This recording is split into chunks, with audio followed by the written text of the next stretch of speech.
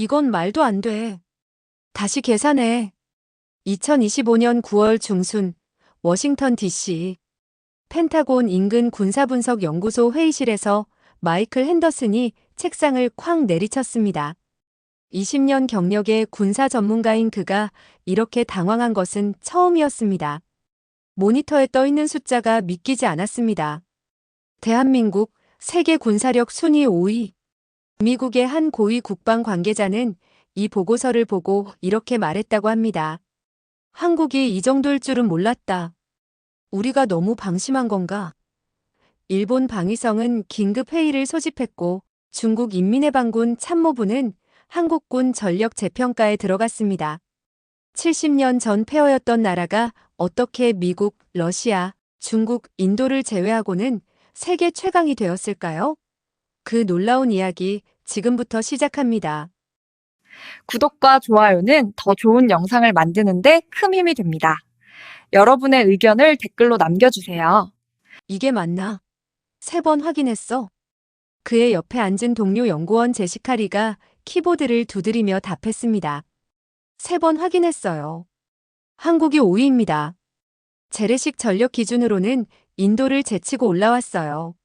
마이클은 의자 등받이에 몸을 기댄 채 긴 한숨을 내쉬었습니다. 20년 넘게 군사력 평가 업무를 해온 그였지만 이렇게 급격한 상승세를 보인 나라는 처음이었습니다. 2005년만 해도 14위였던 나라가 불과 20년 만에 5위. 그것도 미국, 러시아, 중국, 인도를 제외하면 사실상 세계 최강급 재래식 군사력을 보유하게 된 셈이었습니다. K9 자주포 수출 실적 봤어? 폴란드만 672문이야. 이건 단순히 무기 판매가 아니라 기술 수준의 증명이지. 제시카가 자료를 넘기며 말했습니다. 화면에는 한국의 방위산업 수출액 그래프가 떠올랐습니다. 2020년 72억 달러에서 2024년 174억 달러. 불과 4년 만에 2.4배 증가한 수치였습니다. 이는 세계 9위 규모였습니다. 마이클은 고개를 저으며 중얼거렸습니다. 문제는 이게 단순히 수출 실적만의 문제가 아니라는 거야. 저들이 실제로 배치하고 있는 전력을 보면 K2 전차 1000대 이상 생산 목표 KF-21 전투기는 내년부터 양산 돌입, 해군은 이지스함 3척에 7600톤급 구축함까지. 이건 그냥 성장이 아니라 도약이야.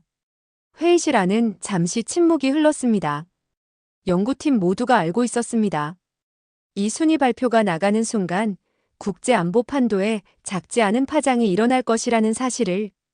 같은 시각 서울 용산 대통령실 국가안보실 브리핑룸에서는 긴급 보고가 진행되고 있었습니다. 이재명 대통령이 자리에 앉자 국방부 차관 김태준이 프레젠테이션을 시작했습니다. 각하 GFP 2025년 군사력 순위에서 우리나라가 5위를 기록할 것으로 예상됩니다. 공식 발표는 다음 주로 예정되어 있습니다. 이재명 대통령은 차분한 표정으로 물었습니다. 평가 기준은 재래식 전력 중심입니다. 병력수, 전차, 장갑차, 자주포, 전투기, 함정 등 60개 이상의 세부 지표를 종합한 결과입니다. 핵무기는 제외된 평가입니다. 핵을 포함하면 8위에서 9위 사이로 예상됩니다. 영국, 프랑스, 이스라엘이 핵 보유국이라는 점에서 우위를 점하게 됩니다. 대통령은 고개를 끄덕이며 다음 슬라이드로 넘어가라는 손짓을 했습니다. 김태준 차관이 화면을 전환했습니다. 화면에는 한국군의 주요 전력 현황이 표시되어 있었습니다. 육군 병력 36만 5천 명, 예비군 310만 명, K2 전차 300여 대 배치 완료, 향후 200대 추가 도입 예정. K9 자주포 1100문 이상 보유. 천모 다연장 로켓, 현모 미사일 시리즈 대량 배치. 공군은 F-35어 스텔스 전투기 40대 도입 완료, 추가 20대 도입 진행 중. KF-21 전투기는 시제기 시험 비행 성공 후 2026년부터 양산 돌입 예정. F-15K 전투기 59대, KF-16 전투기 134대 등 총 400대 이상의 전투기 보유. 해군은 세종대왕급 이지스 구축함 3척, 7,600톤급 구축함 건조 중, 214급 및 214급 개량형 잠수함 보유, 독도함, 마라도함 등 대형 상륙함 운용 중. 가장 주목할 점은 뭡니까? 대통령의 질문에 김태준 차관이 답했습니다. 자급자족형 무기체계입니다. 각하. 과거에는 대부분의 첨단 무기를 수입에 의존했지만 지금은 전차, 자주포, 전투기, 함정, 미사일까지 자체 개발하고 있습니다. 이는 전시 지속 전투 능력에서 엄청난 차이를 만들어냅니다. 대통령이 팔짱을 끼며 물었습니다. 미국 반응은? 공식적으로는 환영 입장입니다. 하지만 내부적으로는 다소 복잡한 시각이 있는 것으로 파악됩니다. 어떤 점에서? 한국이 강해질수록 동북아 전략적 균형이 달라지기 때문입니다. 특히 일본과의 관계에서 미묘한 긴장이 형성될 수 있습니다. 그 순간 도쿄 총리 관저. 이시바 시게루 총리는 방위성 장관으로부터 보고를 받고 있었습니다. 책상 위에는 GFP 예비 보고서가 놓여 있었습니다. 한국이 5위, 우리는 7위입니다. 총리님. 이시바 총리의 얼굴이 굳었습니다. 일본은 오랫동안 아시아 최강의 재래식 군사력을 자부해왔습니다. 하지만 이제 그 자리를 한국에 내주게 된 것입니다. 이유가 뭔가? 병력 규모와 지상군 전력에서 큰 차이가 납니다. 한국은 징병제로 대규모 병력을 유지하고 예비군 동원 능력도 뛰어납니다. 또한 K2 전차, K9 자주포 등 자체 개발 무기의 성능이 국제적으로 인정받고 있습니다. 이시바 총리는 창밖을 바라보며 말했습니다. 결국 우리가 미국만 믿고 있는 동안 저들은 스스로 강해진 거군. 그의 목소리에는 아쉬움과 위기감이 섞여 있었습니다. 일본은 방위비를 GDP 대비 1%로 제한해왔고 2023년에야 2%로 확대하기로 결정했습니다. 하지만 한국은 이미 수십 년간 GDP 대비 2.52, 8%를 국방비로 투자해왔습니다. 그 결과가 지금 나타나고 있었습니다. 9월 27일 워싱턴 DC.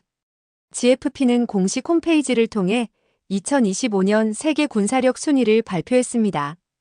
1위 미국, 2위 러시아, 3위 중국, 4위 인도, 그리고 5위 대한민국. 발표 직후 전 세계 언론이 일제히 보도를 시작했습니다. CNN은 한국 놀라운 군사력 도약으로 세계 5위 진입이라는 제목으로 긴급 뉴스를 내보냈습니다. BBC는 한반도의 작은 나라, 이제 군사 강국이라는 분석 기사를 게재했습니다. 일본 NHK는 한국 군사력 일본 추월 아시아 세력 판도 변화라는 제목으로 심층 보도를 진행했습니다. 한국 언론은 더욱 들썩였습니다.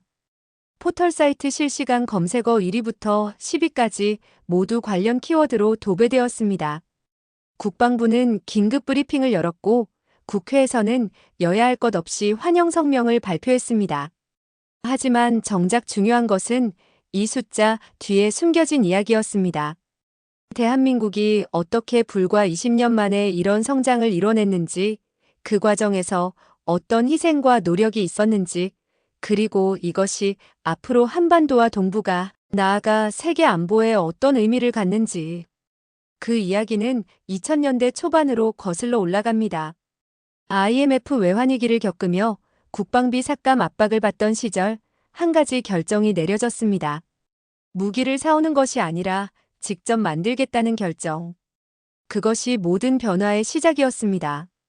국방과학연구소의 연구원들은 밤낮 없이 실험실을 지켰습니다. 방위산업체 엔지니어들은 해외 기술을 배우고 분석하며 독자 기술을 개발했습니다. 정부는 꾸준히 R&D 예산을 투입했습니다. 실패를 거듭하면서도 포기하지 않았습니다.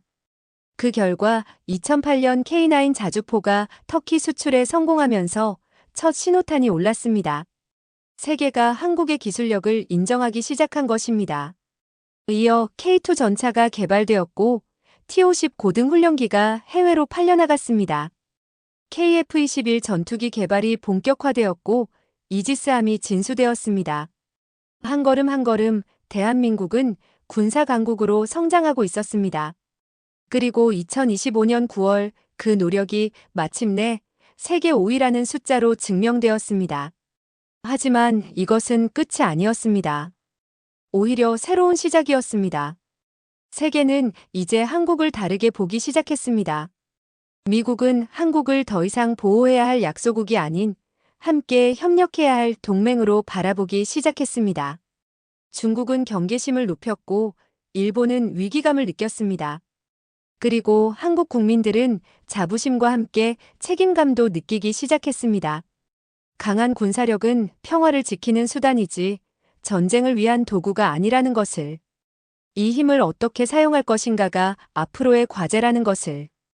2025년 10월, 대한민국은 세계 5위의 군사력을 보유한 나라로 우뚝 서 있습니다. 이것은 단순한 순위가 아닙니다.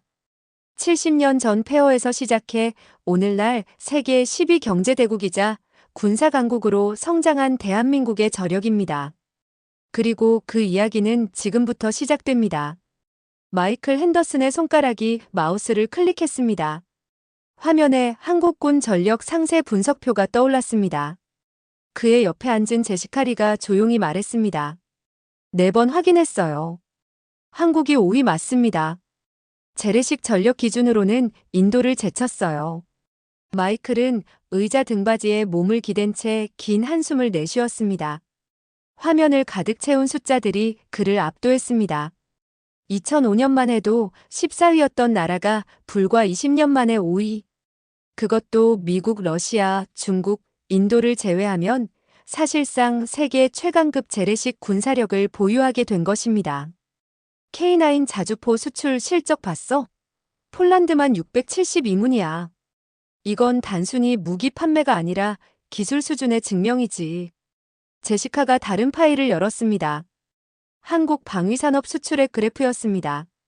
2020년 72억 달러에서 2024년 174억 달러. 불과 4년 만에 2.4배 증가. 세계 9위 규모였습니다. 그래프의 상승 곡선은 거의 수직에 가까웠습니다. 마이클이 중얼거렸습니다. 문제는 이게 수출만의 문제가 아니라는 거야. 저들이 실제로 배치하고 있는 전력을 보면 K2 전차 1000대 이상 생산 목표, KF-21 전투기는 내년부터 양산 돌입, 해군은 이지스함 3척에 7600톤급 구축함까지. 이건 그냥 성장이 아니야. 도약이야. 회의실 안에 무거운 침묵이 흘렀습니다. 연구팀 모두가 알고 있었습니다. 이 순위 발표가 나가는 순간 세계 안보 판도에 지각 변동이 일어날 것임을. 제시카가 조심스럽게 물었습니다. 상부의 보고는 언제 하실 건가요? 오늘 오후 3시. 국방부 브리핑이 잡혀 있어.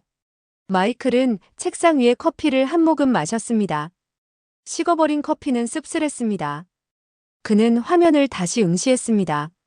한국군 병력 현황, 주요 무기 보유 현황, 방위산업 기술 수준, 예비군 동원 능력까지. 모든 지표가 놀라운 수준이었습니다. 육군 병력 36만 5천 명, 예비군 310만 명, K2 전차 300여 대 배치 완료, 향후 200대 추가 도입 예정. K9 자주포는 1100문 이상 보유. 천무 다연장 로켓 시스템, 현무 미사일 시리즈는 북한은 물론 주변국 주요 표적까지 타격 가능한 수준이었습니다. 공군 전력도 놀라웠습니다. F-15A 스텔스 전투기 40대 도입 완료, 추가 20대 도입 진행 중. KF-21 전투기는 시제기 시험 비행에 성공했고 2026년부터 양산에 들어갈 예정이었습니다.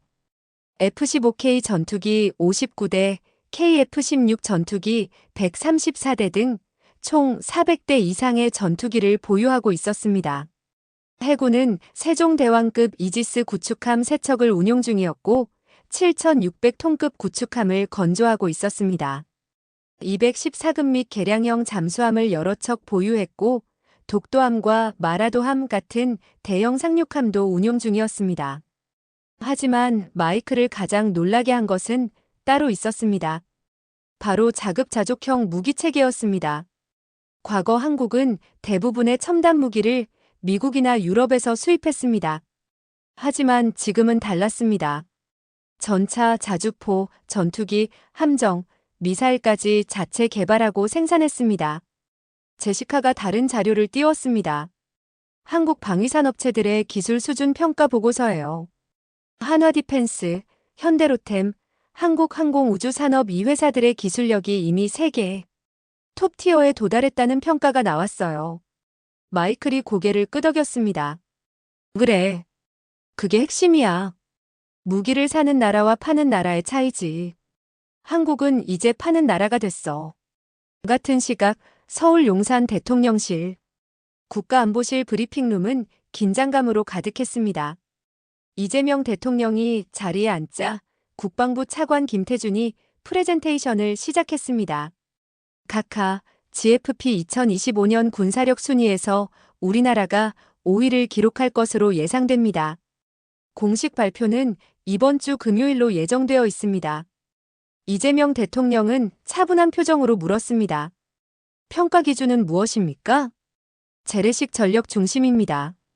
병력수, 전차, 장갑차, 자주포, 전투기, 함정 등 60개 이상의 세부 지표를 종합한 결과입니다. 핵무기는 제외된 평가입니다. 핵을 포함하면 8위에서 9위 사이로 예상됩니다. 영국, 프랑스, 이스라엘이 핵 보유국이라는 점에서 우위를 점하게 됩니다. 대통령은 고개를 끄덕이며 손짓을 했습니다. 김태준 차관이 화면을 전환했습니다. 한국군의 주요 전력 현황이 표시되었습니다. 가장 주목할 점은 무엇입니까? 자급자족형 무기 체계입니다. 각하. 과거에는 대부분의 첨단 무기를 수입에 의존했지만 지금은 전차, 자주포, 전투기, 함정, 미사일까지 자체 개발하고 있습니다. 이는 전시 지속 전투 능력에서 엄청난 차이를 만들어냅니다. 대통령이 팔짱을 끼며 물었습니다. 미국 반응은 어떻습니까? 공식적으로는 환영 입장입니다. 하지만 내부적으로는 복잡한 시각이 있는 것으로 파악됩니다. 복잡하다는 것은? 김태준 차관이 잠시 말을 멈췄다가 조심스럽게 답했습니다. 한국이 강해질수록 동북아 전략적 균형이 달라지기 때문입니다. 미국 입장에서는 좋은 일이지만 동시에 한국의 독자적 행동 반경이 넓어진다는 의미이기도 합니다. 특히 일본과의 관계에서 미묘한 긴장이 형성될 수 있습니다. 대통령실 안보실장 박진수가 보충 설명을 했습니다. 각하, 일본 측에서 이미 움직임이 포착되고 있습니다. 방위비 증액 논의가 급물살을 타고 있고 자위대 전력 증강 계획도 앞당겨질 것으로 보입니다. 일본이 우리를 의식한다는 말입니까? 그렇습니다. 일본은 오랫동안 아시아 최강의 재래식 군사력을 자부해왔습니다. 하지만 이제 그 자리를 우리에게 내주게 된 것입니다. 이재명 대통령은 창밖을 바라봤습니다. 용산의 가을 하늘은 맑고 푸르렀습니다. 그는 조용히 말했습니다. 우리가 강해진 것은 누군가를 위협하기 위함이 아닙니다. 평화를 지키기 위함입니다. 이 점을 분명히 해야 합니다. 명심하겠습니다, 각하. 그 순간 도쿄 총리 관저 이시바 시게루 총리는 방위성 장관 하야시 다케오로부터 보고를 받고 있었습니다. 책상 위에는 GFP 예비 보고서가 놓여 있었습니다. 하야시 장관이 조심스럽게 입을 열었습니다. 총리님, 한국이 5위입니다. 우리는 7위로 떨어졌습니다. 이시바 총리의 얼굴이 굳었습니다. 그는 보고서를 집어들었습니다. 페이지를 넘기는 그의 손이 미세하게 떨렸습니다. 이유가 무엇입니까? 병력 규모와 지상군 전력에서 큰 차이가 납니다. 한국은 징병제로 대규모 병력을 유지하고 예비군 동원 능력도 뛰어납니다. 또한 K2 전차, K9 자주포 등 자체 개발 무기의 성능이 국제적으로 인정받고 있습니다. 하야시 장관이 다음 페이지를 넘겼습니다. 특히 방위산업 수출액에서 큰 차이가 납니다. 한국은 2024년 174억 달러를 기록했지만 우리는 36억 달러에 불과합니다. 이시바 총리는 창밖을 바라봤습니다. 도쿄 시내가 한눈에 내려다 보였습니다. 그는 무거운 목소리로 말했습니다.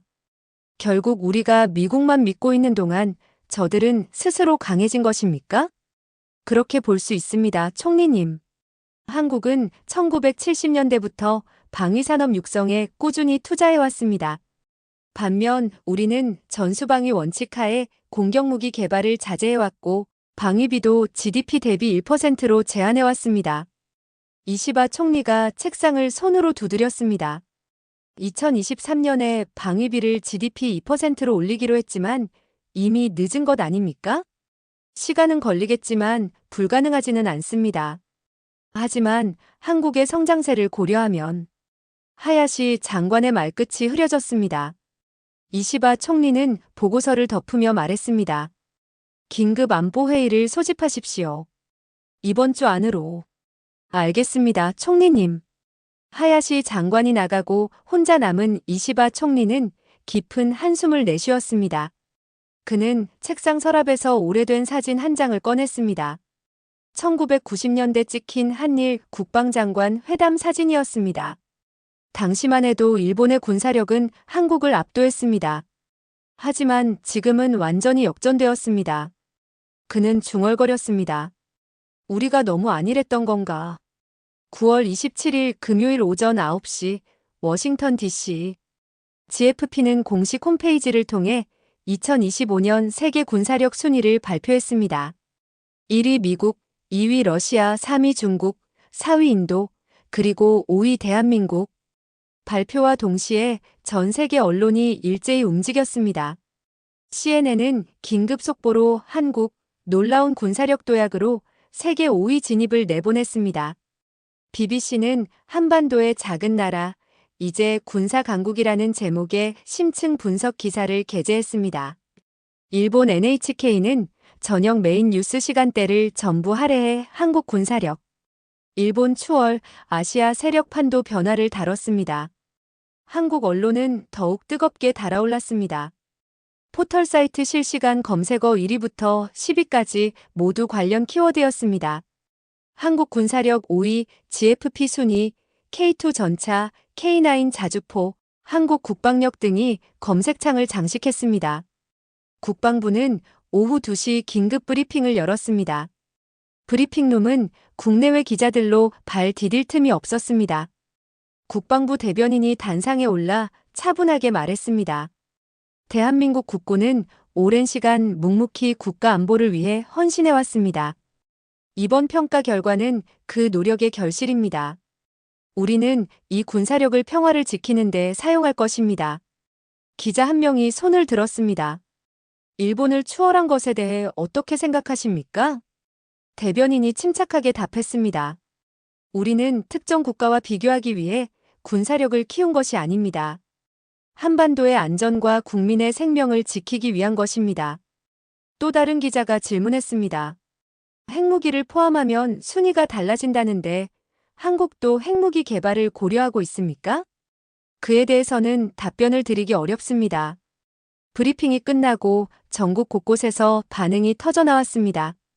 온라인 커뮤니티는 자부심으로 들끓었고 SNS에는 축하 메시지가 쏟아졌습니다.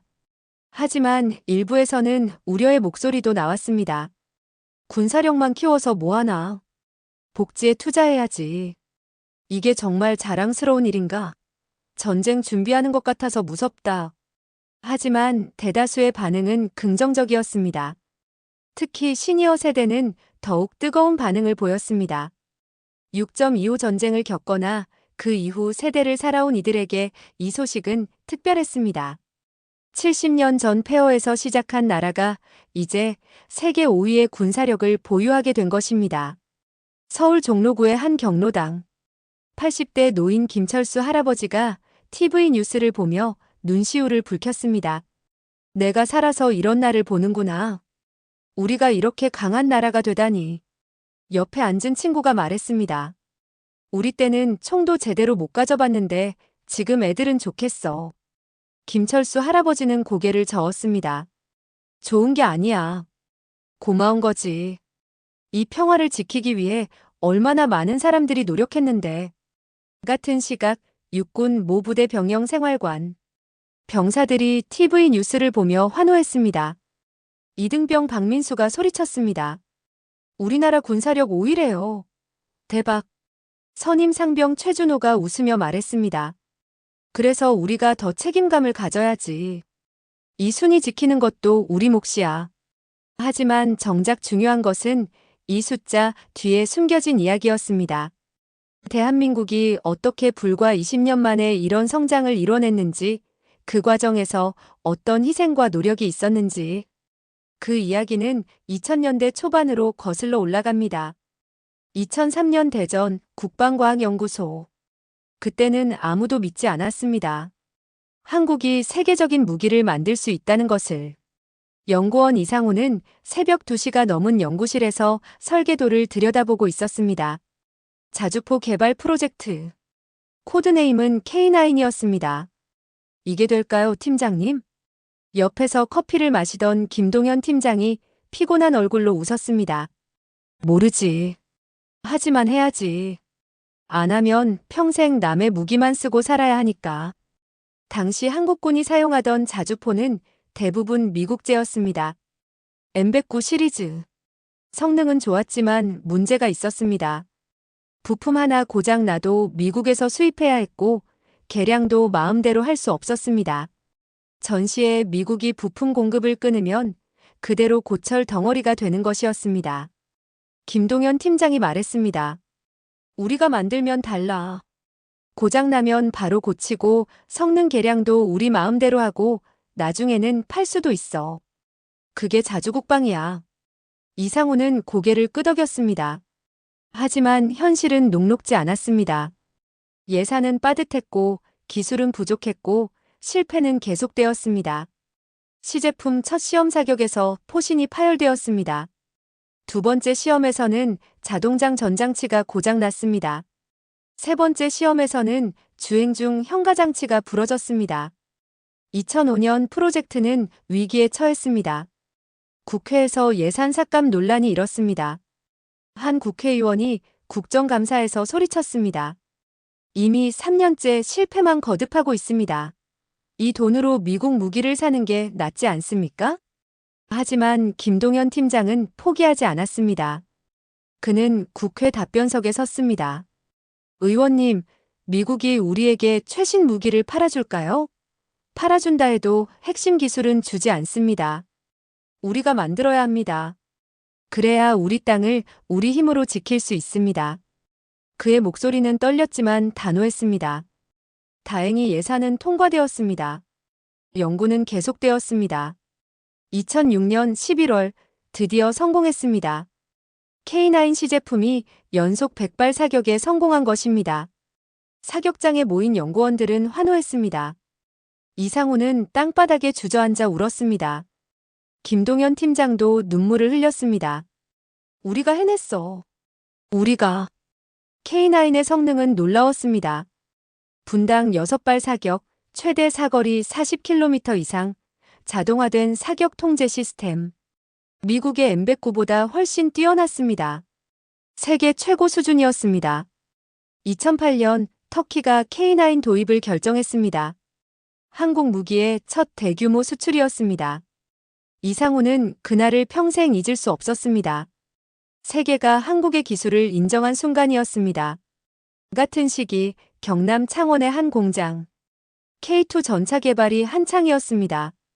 프로젝트 책임자 박성준 부장은 설계팀을 모아놓고 말했습니다. 우리 목표는 세계 최고의 전차를 만드는 겁니다. 미국 M1 에이브람스보다 독일 레오파르트보다 강한 전차를 만드는 거예요. 설계팀원 중 한 명이 조심스럽게 물었습니다.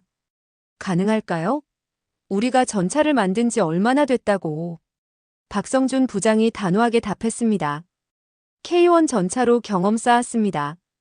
이제는 한 단계 더 올라갈 때입니다. K2 전차 개발은 K9보다 더 어려웠습니다. 120mm 활강포, 1500마력 엔진, 복합 장갑, 능동 방호 시스템. 모든 것이 최첨단 기술이었습니다. 독일에서 기술을 배워왔고 미국 기술도 참고했습니다. 하지만 핵심은 한국의 독자 기술이었습니다. 2010년 K2 전차 양산이 시작되었습니다. 하지만 초기에는 문제가 많았습니다. 변속기 고장, 엔진 과열, 포탑 회전 오류. 언론은 연일 비판 기사를 쏟아냈습니다. 국산 전차 고장투성이. 수천억 들여 만든 전차가 이 모양. 박성준 부장은 밤잠을 설쳤습니다. 하지만 포기하지 않았습니다. 문제를 하나씩 해결해 나갔습니다. 변속기는 재설계했고 엔진 냉각 시스템을 개선했으며 포탑 구동 장치를 교체했습니다. 2014년 개량형 K2 전차가 나왔습니다. 초기 문제들은 대부분 해결되었습니다. 성능 시험에서 놀라운 결과가 나왔습니다. 기동성, 화력, 방어력 모든 면에서 세계 최고 수준이었습니다. 박성준 부장은 시험장에서 K2가 목표물을 명중시키는 모습을 보며 눈시울을 붉혔습니다. 10년의 고생이 보상받는 순간이었습니다. 2015년 경기도 성남 한국항공우주산업 KFX 사업이 본격화되었습니다. 한국형 전투기 개발. 이름은 나중에 KF-21으로 정해졌습니다. 프로젝트 총괄 정민수 상무는 회의실에서 엔지니어들에게 말했습니다. 우리가 전투기를 만듭니다. 4.5세대 전투기를요. 젊은 엔지니어 한 명이 물었습니다. 상무님, 우리가 T-50 고등 훈련기는 만들었지만 전투기는 처음 아닙니까? 정민수 상무가 웃었습니다. 그래서 도전하는 거죠. T-50으로 경험 쌓았으니 이제 진짜 전투기를 만들 때입니다. KF-21 개발은 한국 항공산업 역사상 최대 프로젝트였습니다. 인도네시아와 공동 개발로 시작했고 미국 로키드 마틴이 기술 지원을 했습니다. 하지만 핵심 기술은 한국이 개발해야 했습니다. 가장 어려운 것은 엔진과 레이더였습니다. 엔진은 미국 GE의 F414를 사용하기로 했지만 레이더는 논란이 많았습니다. 초기에는 이스라엘 제품을 도입하려 했으나 미국의 반대로 무산되었습니다. 결국 한국이 직접 개발하기로 했습니다. 2018년 LIG 넥스1이 국산 능동 전자주사 배열 레이더 개발에 성공했습니다. 이것은 KF-21의 눈이 될 것이었습니다. 정민수 상무는 레이더 시험 결과를 보고 감탄했습니다. 우리가 이런 것도 만들 수 있구나. 2022년 7월 19일 경남 사천공항 KF-21 시제기 첫 비행 날이었습니다. 수천 명의 인파가 활주로 주변에 모였습니다. 정민수 상무도 그곳에 있었습니다. 그의 손은 떨리고 있었습니다. 오후 3시 40분 시제기가 활주로를 달리기 시작했습니다. 속도가 붙었습니다. 그리고 하늘로 떠올랐습니다. 33분간의 비행이었습니다. 시제기는 무사히 착륙했습니다. 사람들이 환호했습니다. 정민수 상무는 하늘을 보며 눈물을 흘렸습니다. 옆에 있던 엔지니어가 물었습니다. 상무님 괜찮으십니까? 정민수 상무가 웃으며 답했습니다. 괜찮아. 너무 기쁜 거야. 우리가 드디어 해냈어. 한국은 세계에서 8번째로 초음속 전투기를 독자 개발한 나라가 되었습니다. 미국, 러시아, 중국, 프랑스, 스웨덴, 일본, 인도에 이어. 하지만 한국의 기술 수준은 그들과 어깨를 나란히 했습니다. 2023년 폴란드가 K2 전차 180대, K9 자주포 212문, FA-50 전투기 48대를 주문했습니다. 계약 금액은 약 120억 달러. 한국 방산 수출 역사상 최대 규모였습니다. 이상우는 뉴스를 보며 20년 전을 떠올렸습니다. 새벽 연구실에서 설계도를 보던 그때. 시험 사격 실패로 좌절했던 그때. 이제는 은퇴를 앞둔 나이가 되었지만 가슴은 여전히 뜨거웠습니다. 박성준 부장도 마찬가지였습니다. 전차 공장에서 정년퇴직을 했지만 후배들이 만든 K2 전차가 세계로 나가는 모습을 보며 뿌듯했습니다. 정민수 상무는 아직도 현역이었습니다. KF-21 양산을 준비하며 바쁜 나날을 보내고 있었습니다. 2026년부터 양산이 시작되면 한국 공군은 최첨단 국산 전투기를 보유하게 될 것이었습니다. 2024년 여름 경남 거제 조선소 7,600톤급 이지스 구축함 건조 현장이었습니다. 조선소 소장 김영호는 거대한 함체를 올려다보며 감회에 젖었습니다. 우리가 이런 배도 만들게 됐네. 30년 전만 해도 한국은 작은 경비정도 제대로 못 만들었습니다. 하지만 지금은 8,000톤급 이지스함을 독자 건조했고 잠수함도 만들었으며 항공모함급 경항모 건조도 추진 중이었습니다. 해군 관계자 한 명이 김영호 소장에게 물었습니다. 소장님, 이 배가 완성되면 우리 해군 전력이 어느 정도 될까요? 김영호 소장이 웃으며 답했습니다. 세계 10위권 안에는 확실히 들어갑니다. 이지스함만 3척에 7,600톤급까지 합치면 4척이니까요. 구축함까지 합치면 함대 전력이 상당합니다. 한국 해군은 세종대왕급 이지스함 3척, 충무공 이순신급 구축함 6척, 대구급 호위함 여러 척, 214급 잠수함 9척, 도산 안창호급 잠수함 3척을 보유하고 있었습니다. 독도함과 마라도함 같은 대형 상륙함도 있었습니다. 김영호 소장은 계속 말했습니다. 30년 전 우리 해군은 북한 경비정도 감당하기 벅찼어요. 하지만 지금은 다릅니다. 중국 해군과도 맞설 수 있는 전력입니다. 그날 저녁 서울 국방부 차관 김태준은 혼자 사무실에 남아 자료를 정리하고 있었습니다. 책상 위에는 지난 20년간의 국방력 증강 보고서가 쌓여 있었습니다. 그는 한 장 한 장 넘기며 생각에 잠겼습니다.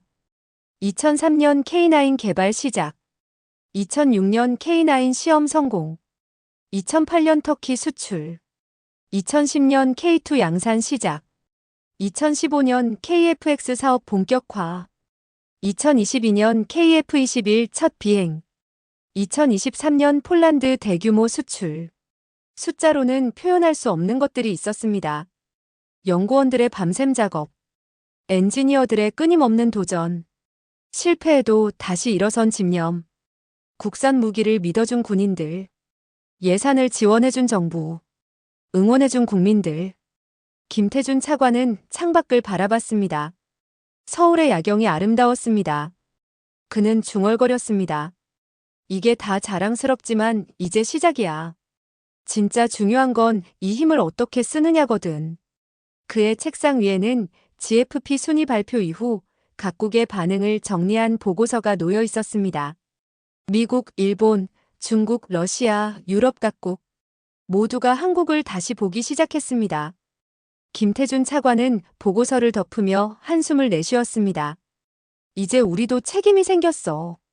강한 나라는 그만큼 무거운 짐을 져야 하니까. 2025년 9월 28일 순위 발표 다음 날. 전 세계가 한국을 주목하고 있었습니다. 그리고 한국 내부에서도 변화가 일어나고 있었습니다. 국방부는 향후 10년 국방 계획을 재검토하기 시작했습니다. 방위산업체들은 수출 확대 전략을 논의했습니다. 군은 새로운 전력 운용 개념을 연구했습니다. 하지만 가장 큰 변화는 국민들의 의식이었습니다. 한국이 이제 약소국이 아니라는 자각. 우리도 세계 평화에 기여할 수 있다는 자신감. 그리고 동시에 이 힘을 올바르게 사용해야 한다는 책임감. 대한민국은 새로운 시대를 맞이하고 있었습니다. 2025년 9월 29일 미국 워싱턴 DC 백악관. 도널드 트럼프 대통령은 집무실에서 국가안보보좌관 제이크 설리번과 국방장관 로이드 오스틴의 브리핑을 받고 있었습니다. 책상 위에는 GFP 보고서가 펼쳐져 있었습니다. 트럼프 대통령이 보고서를 손가락으로 두드리며 말했습니다. 한국이 5위. 이거 정말인가? 제이크 설리번이 고개를 끄덕였습니다. 네, 대통령님. 재래식 전력 기준으로는 확실합니다. 병력, 전차, 자주포, 전투기, 함정 모든 분야에서 균형 잡힌 전력을 보유하고 있습니다. 트럼프 대통령은 의자에 등을 기댄 채 천장을 올려다봤습니다. 그는 사업가 출신답게 숫자에 민감했습니다. 한국의 국방비 증가율, 방산 수출액, 무기 성능 지표들을 쭉 훑어봤습니다. 방산 수출이 174억 달러, 4년 전에는 72억이었다고? 그렇습니다. 2.4배 증가했습니다. 트럼프 대통령이 입꼬리를 올렸습니다.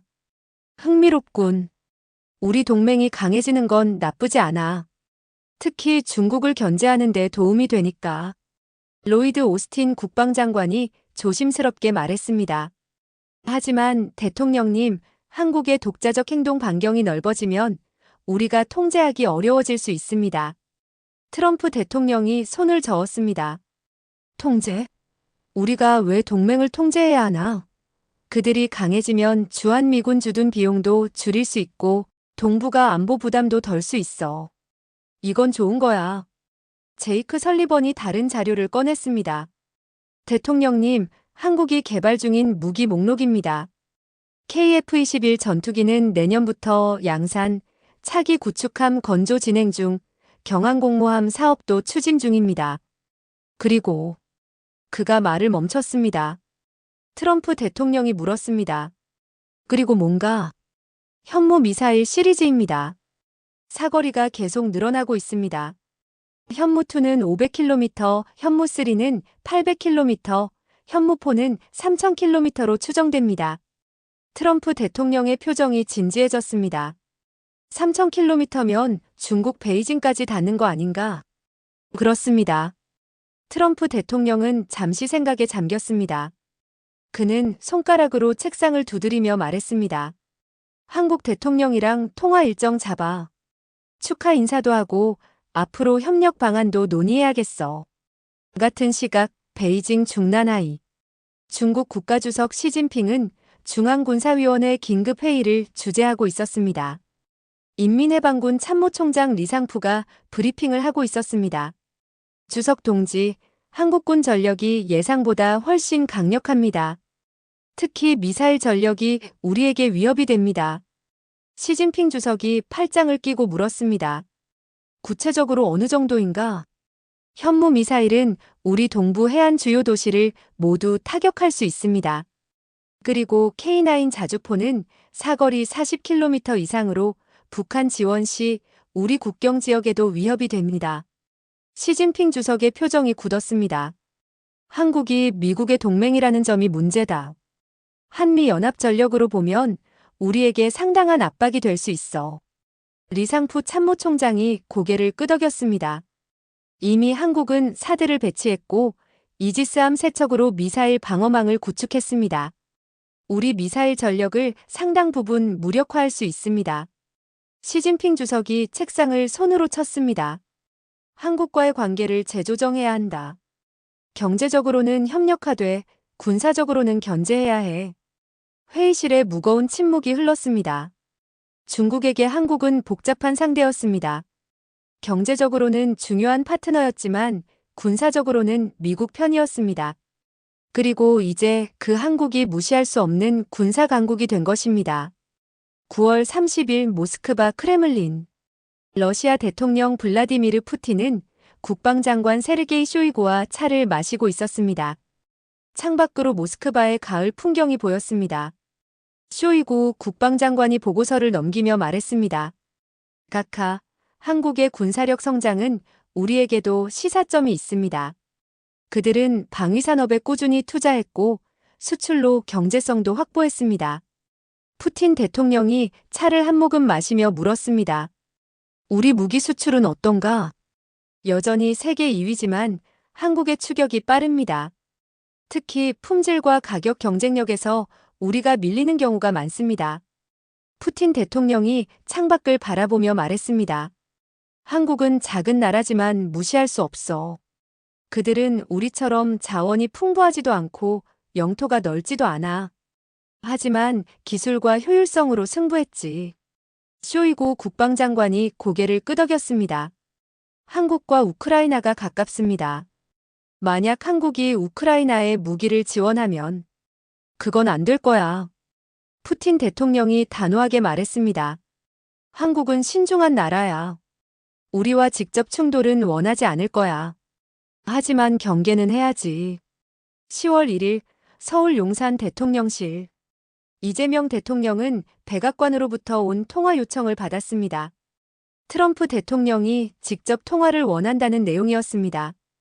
이재명 대통령은 국가안보실장 박진수와 함께 통화 준비를 했습니다. 오후 3시 통화가 연결되었습니다. 이재명 대통령 축하합니다. 한국이 세계 5위라니 정말 대단합니다. 트럼프 대통령의 목소리는 활기찼습니다.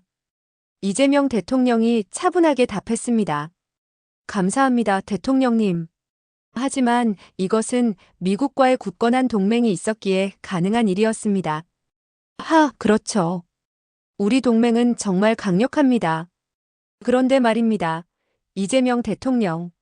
한국의 방산 기술이 인상적이더군요. K9 자주포, K2 전차 우리 미군도 관심이 있습니다. 이재명 대통령이 잠시 놀란 표정을 지었지만 곧 침착함을 되찾았습니다. 미군이 항공 무기에 관심을 갖고 계신다니 영광입니다. 구체적으로 어떤 부분이십니까? K9 자주포요. 우리 M109보다 성능이 좋다는 평가가 있어서요. 그리고 한국의 탄약 생산 능력도 놀랍더군요. 우크라이나 전쟁을 보니 탄약이 얼마나 중요한지 알겠더라고요. 이재명 대통령은 신중하게 답했습니다. 긍정적으로 검토하겠습니다. 동맹 간 방산 협력은 서로에게 이익이 될 것입니다. 통화는 20분간 이어졌습니다. 트럼프 대통령은 한국의 군사력에 대해 계속 칭찬했고 양국 간 군사 협력 확대를 제안했습니다. 이재명 대통령은 한미 동맹의 중요성을 강조하면서도 한국의 독자적 안보 역량도 언급했습니다. 통화가 끝나고 박진수 안보실장이 말했습니다. 트럼프 대통령이 상당히 긍정적이었습니다. 예상보다 좋은 반응입니다. 이재명 대통령이 고개를 끄덕였습니다. 미국 입장에서도 한국이 강해지는 게 나쁘지 않아. 중국 견제에 도움이 되니까. 하지만 우리는 균형을 잘 맞춰야 해. 미국만 믿어서도 안 되고 중국과 완전히 적대해서도 안 돼. 같은 날 저녁 국방부 차관 김태준은 합참의장 김승겸 대장과 저녁 식사를 하고 있었습니다. 용산 인근 한 식당이었습니다. 두 사람은 조용한 방에서 이야기를 나눴습니다. 김승겸 의장이 말했습니다. 차관님, 이제 우리도 달라져야 합니다. 단순히 북한만 상대하는 군대가 아니라 영내 균형자로서의 역할을 고민해야 합니다. 김태준 차관이 소주를 한 잔 마시며 답했습니다. 그 말이 맞습니다. 하지만 조심해야 합니다.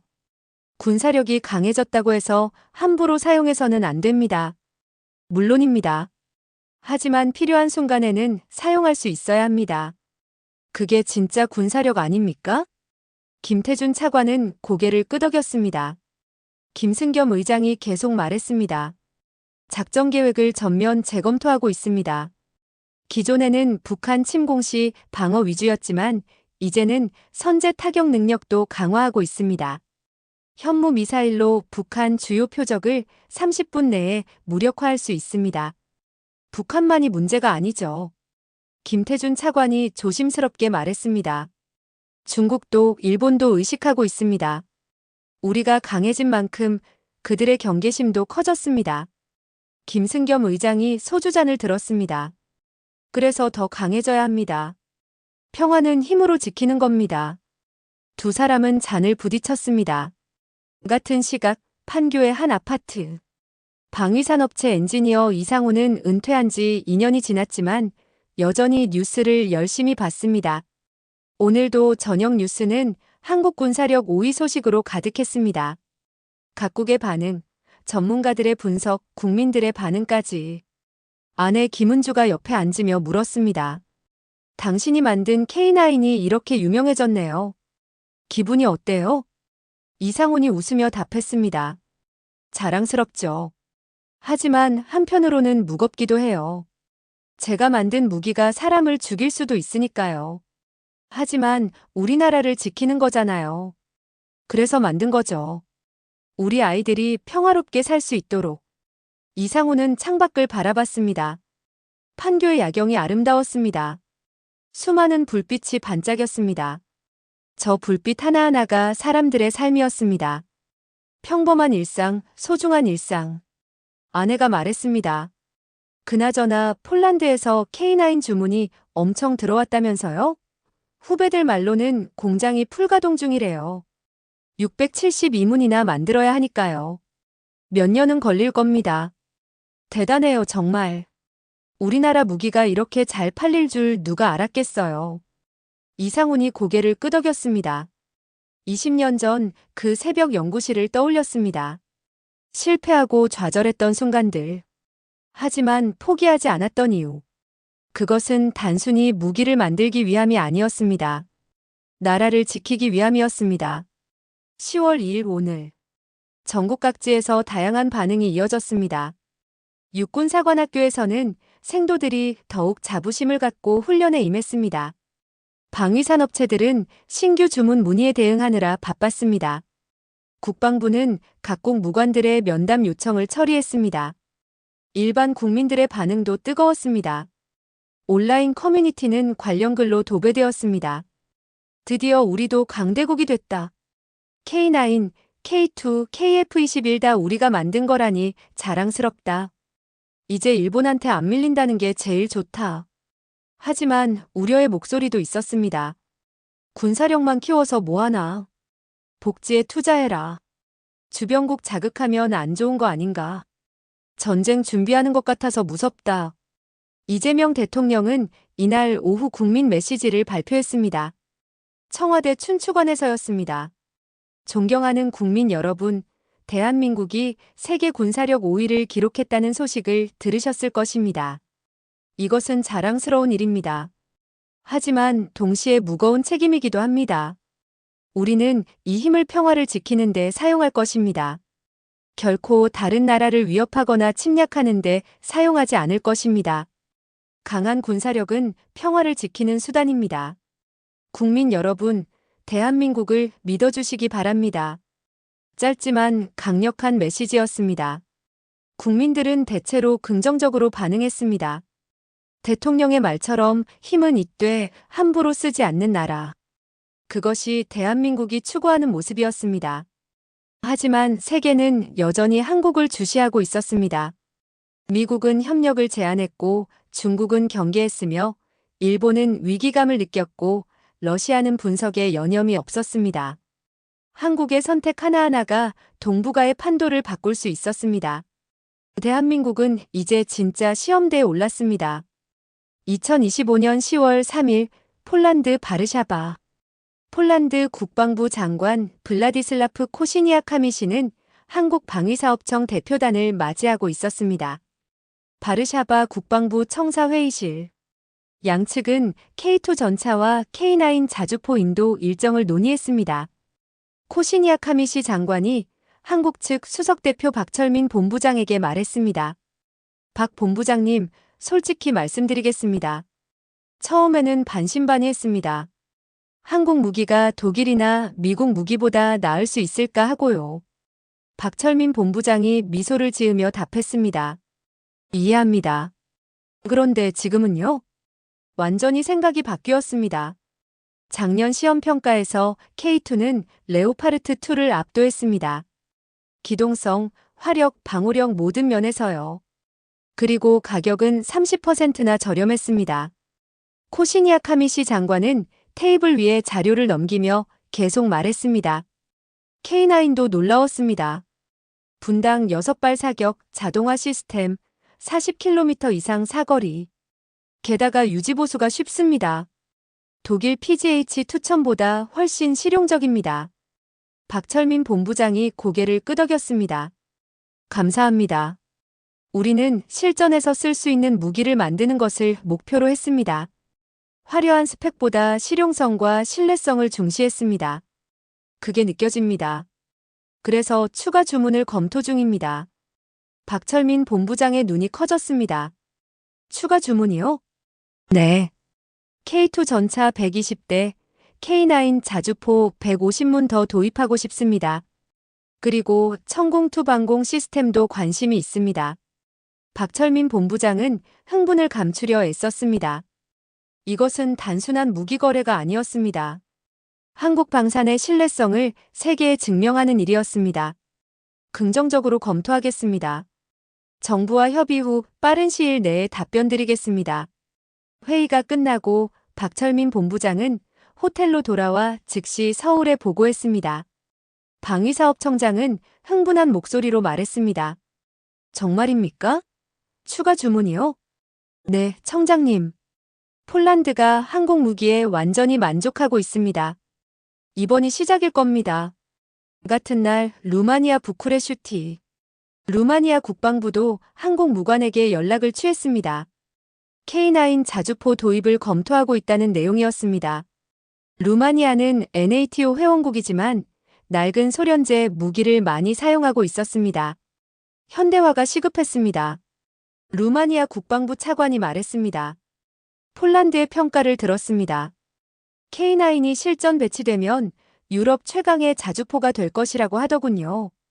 주루마니아 한국 무관 김성철 대령이 답했습니다. 과찬이십니다. 하지만 자신 있습니다. K9은 실전을 염두에 두고 설계되었습니다. 가격은 어느 정도입니까? 대당 약 300만 달러입니다. 독일 PGH-2000의 60% 수준입니다. 루마니아 차관의 눈이 반짝였습니다. 그 가격에 그 성능이라면 충분히 경쟁력이 있습니다. 공식 제안서를 보내주시기 바랍니다. 같은 주 중동 사우디아라비아 리야드. 사우디 국방부도 움직이기 시작했습니다.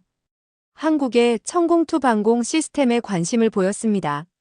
사우디는 이란의 드론과 미사일 공격에 시달리고 있었습니다. 효과적인 방공 시스템이 절실했습니다. 사우디 국방 구매 담당자 칼리드 왕자가 한국 측 대표단을 만났습니다. 천공투가 이란 드론을 막을 수 있습니까? 한국 항공우주산업 해외 영업 이사 정수민이 자신 있게 답했습니다. 물론입니다. 천공투는 탄도미사일, 순항미사일, 드론 모두 요격 가능합니다. 요격 고도는 20km, 사거리는 150km입니다. 패트리엇과 비교하면 패트리엇보다 가격은 저렴하고 이동성은 뛰어나며 요격 확률은 비슷합니다. 칼리드 왕자가 고개를 끄덕였습니다. 흥미롭습니다. 시연을 볼 수 있습니까? 물론입니다. 한국에서 실시하는 시험 발사에 초청하겠습니다. 10월 5일 서울 방위사업청. 청장 박용준은 각국에서 쏟아지는 문의에 대응하느라 정신이 없었습니다.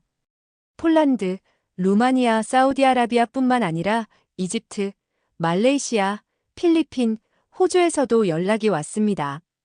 박용준 청장이 직원들을 모아놓고 말했습니다. 여러분, 이것은 기회입니다. 하지만 동시에 책임입니다. 우리가 판매하는 무기는 그 나라의 안보를 책임지게 됩니다. 절대 품질에서 타협하면 안 됩니다. 해외협력과장 최민수가 손을 들었습니다. 청장님, 문제가 하나 있습니다. 생산 능력입니다. 폴란드 주문만으로도 공장이 몇 년은 풀가동해야 합니다. 추가 주문을 받으면 생산 일정이 밀립니다. 박용준 청장이 고개를 끄덕였습니다. 공장 증설을 검토해야겠습니다. 산업부, 기재부와 협의하세요. 그리고 협력업체 육성도 필요합니다.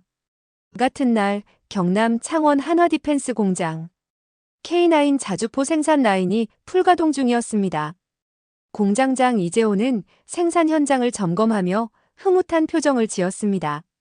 불과 10년 전만 해도 이 공장은 경영난으로 힘들어했습니다. 하지만 지금은 달랐습니다. 한 작업자가 말했습니다. 공장장님, 폴란드 주문 때문에 야근이 많아졌지만 불평하는 사람 없습니다. 오히려 자부심을 느낍니다. 이재호 공장장이 웃으며 답했습니다. 그래야죠. 우리가 만든 게 세계 최고잖아요. 근데 품질 관리는 철저히 하세요. 한 대라도 불량 나가면 회사 이미지에 타격입니다. 명심하겠습니다. 공장 한쪽에서는 신입사원 교육이 진행되고 있었습니다. 올해 입사한 김영수 사원이 선배에게 물었습니다. 선배님, 우리 회사 주가가 1년 새 3배 올랐다던데 정말인가요? 선배 최원석 대리가 고개를 끄덕였습니다. 그럼 방산 주식이 대박이야. 수출이 늘어나니까 실적도 좋아지고. 부럽네요. 저는 주식을 안 샀는데. 지금이라도 사. 앞으로 더 오를 거야. 폴란드 추가 주문 들어온다잖아.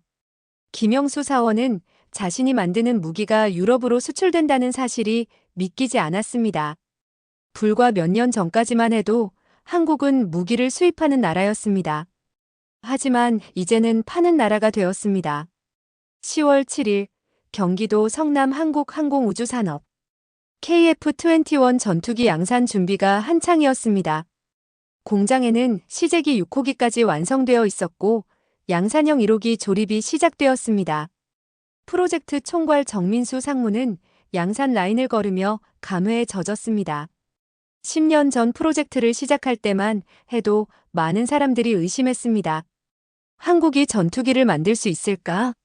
하지만 해냈습니다. 옆에서 함께 걷던 엔지니어 박준영이 말했습니다. 상무님, 인도네시아에서 추가 주문 타진이 들어왔습니다. 당초 계획은 50대였는데 80대로 늘리고 싶대요.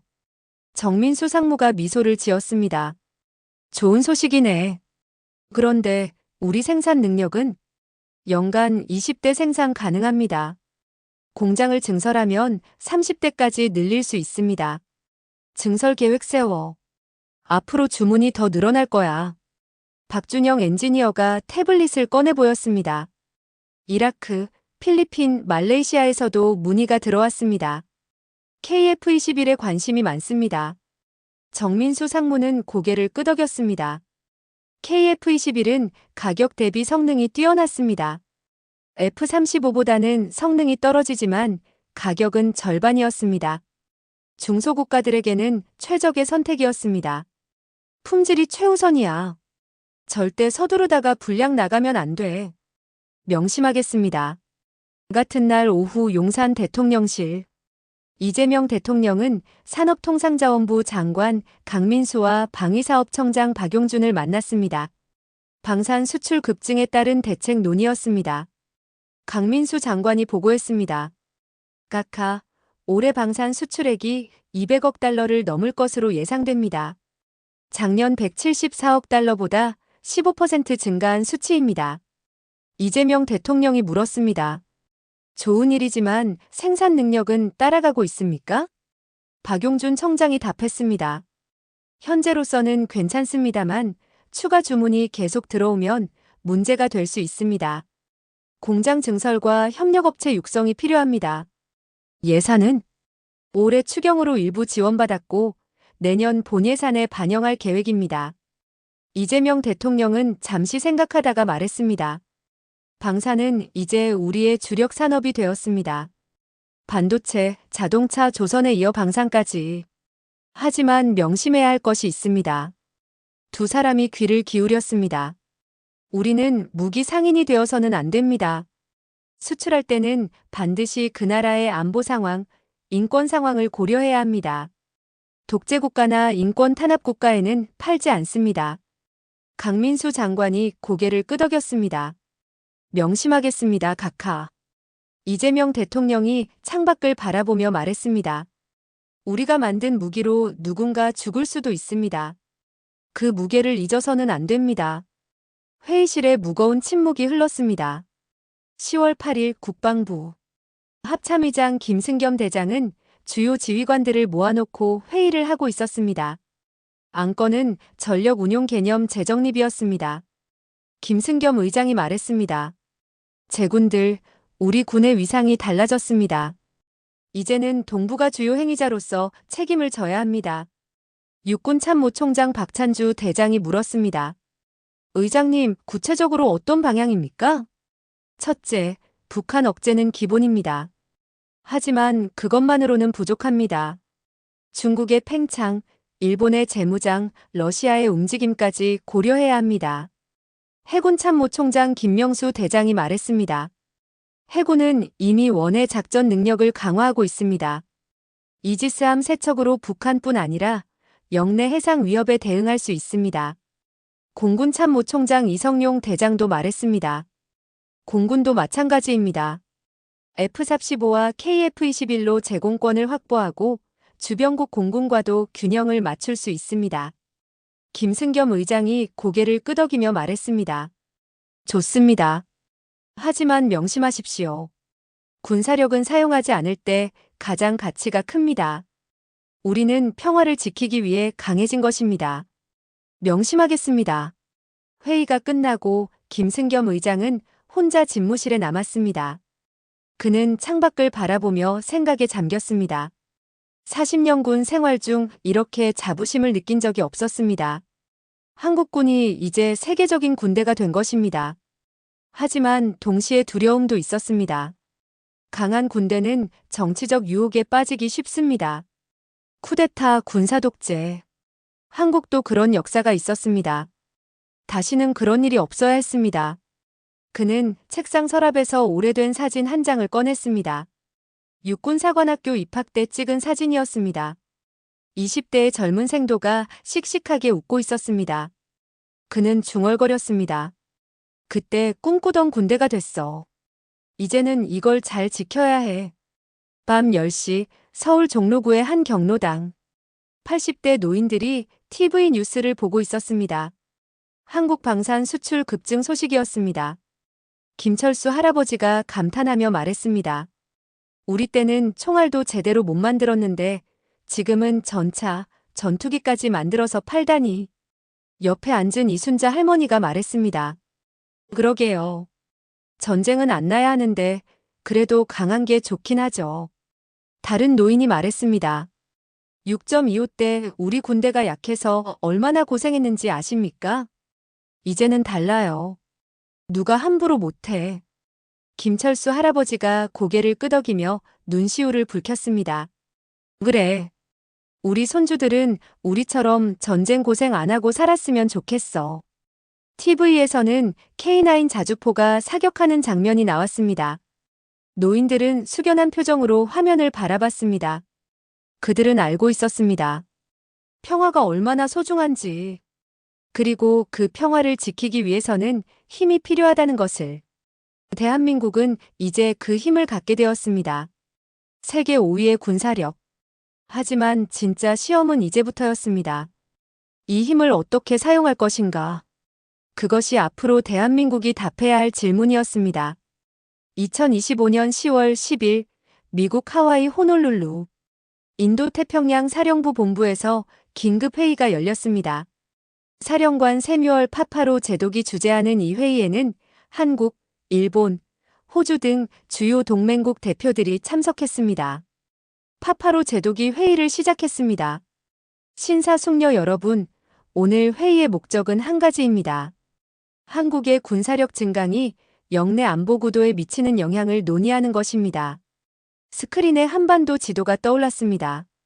한국의 주요 군사시설, 미사일 기지, 해군 기지가 표시되어 있었습니다. 한국은 이제 우리의 가장 강력한 동맹 중 하나가 되었습니다. 재래식 전력만 놓고 보면 일본을 능가합니다. 일본 대표 하야시 다케오 방위성 장관의 얼굴이 굳었습니다. 하지만 그는 아무 말도 하지 않았습니다.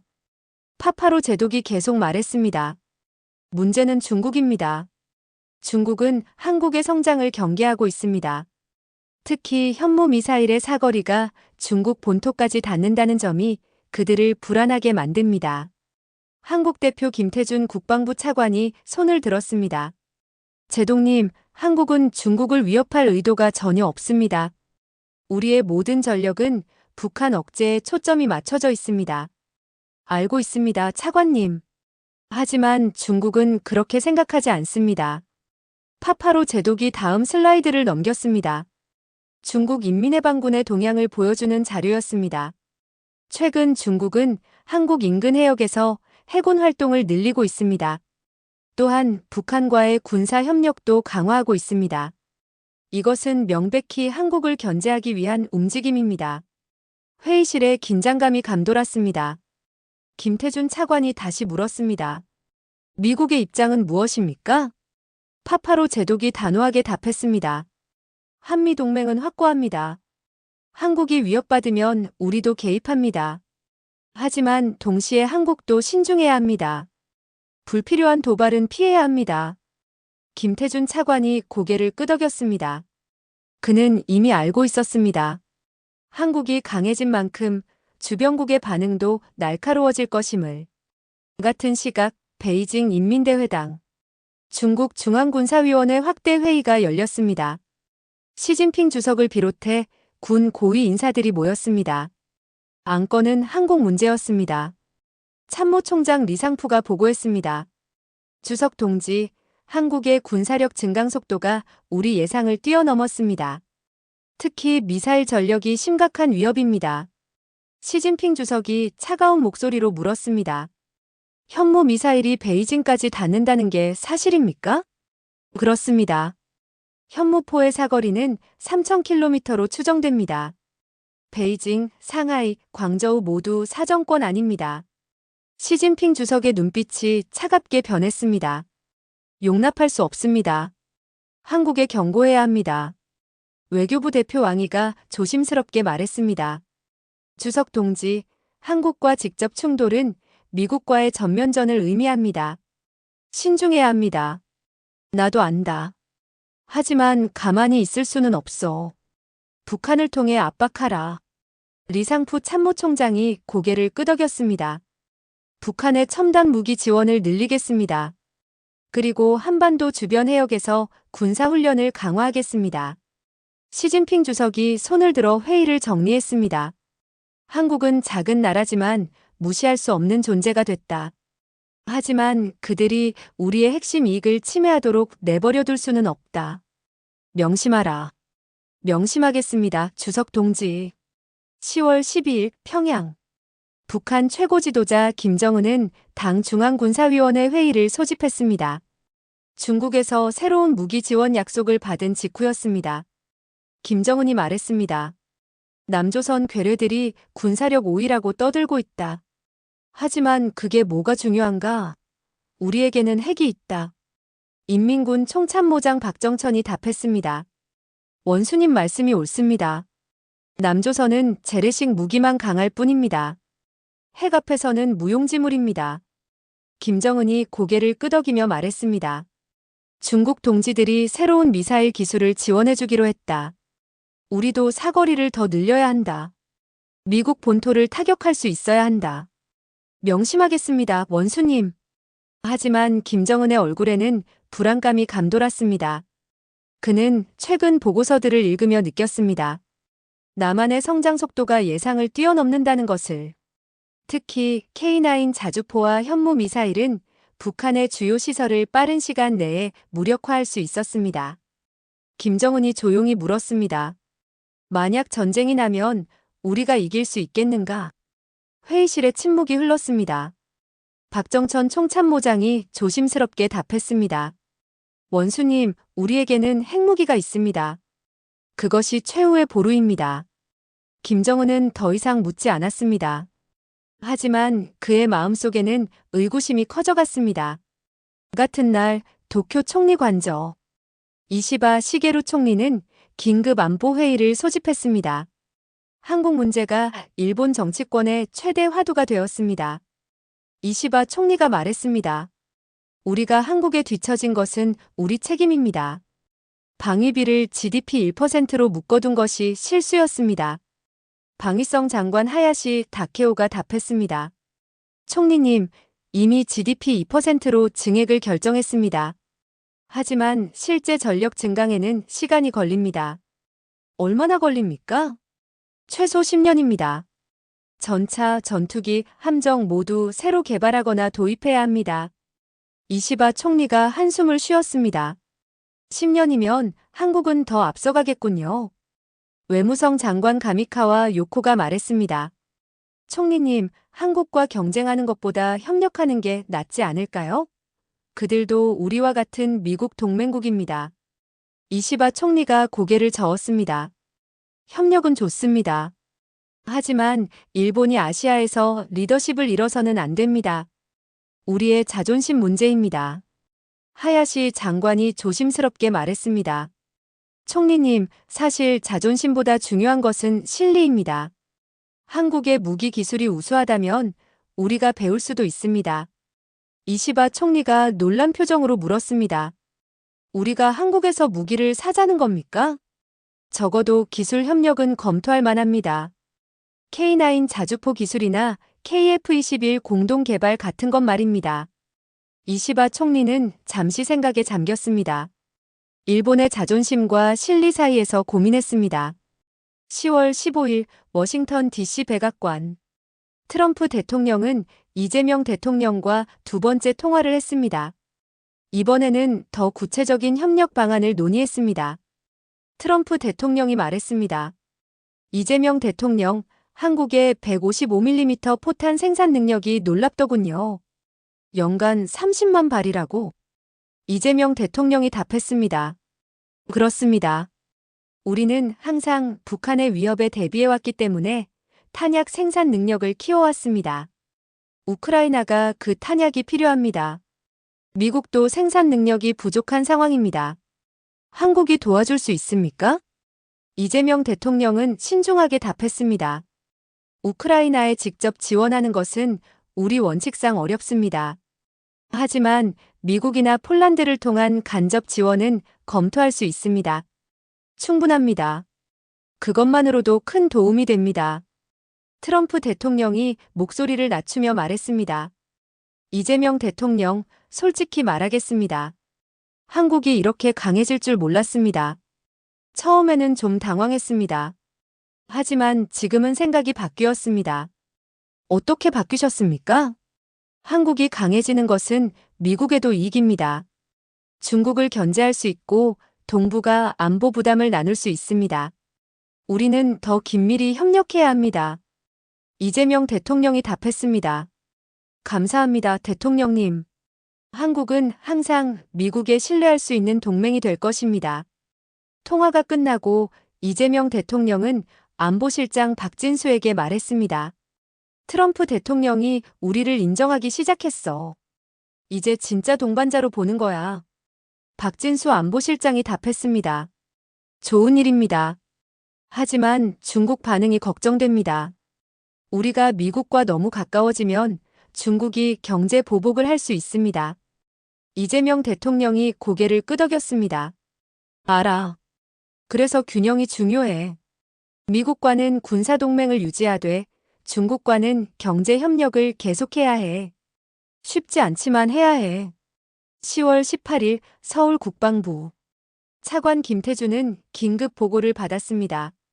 중국 해군이 한반도 인근 해역에서 대규모 훈련을 시작했다는 내용이었습니다. 합참의장 김승겸 대장이 설명했습니다. 차관님, 중국 항모 산둥함이 동중국해로 진출했습니다. 구축함 6척, 호위함 4척이 동행하고 있습니다. 김태준 차관이 지도를 보며 물었습니다. 의도가 뭡니까? 우리에 대한 시위입니다. 한국이 너무 강해지는 것을 견제하려는 겁니다. 우리 대응은 이지스함 세종대왕함과 율곡2함을 출동시켰습니다. 그리고 F-35편대를 대기시켰습니다. 김태준 차관이 고개를 끄덕였습니다. 좋습니다. 하지만 불필요한 충돌은 피하십시오. 감시만 하고 도발하지 마십시오. 명심하겠습니다. 김승겸 의장이 나가고 김태준 차관은 혼자 남아 생각에 잠겼습니다. 한국이 강해지면서 주변국의 반응도 날카로워지고 있었습니다. 중국의 견제, 일본의 위기감, 북한의 불안. 모두 한국의 성장에 대한 반응이었습니다. 그는 중얼거렸습니다. 강한 나라가 되는 게 이렇게 어려운 일인 줄 몰랐어. 같은 날 저녁 동해.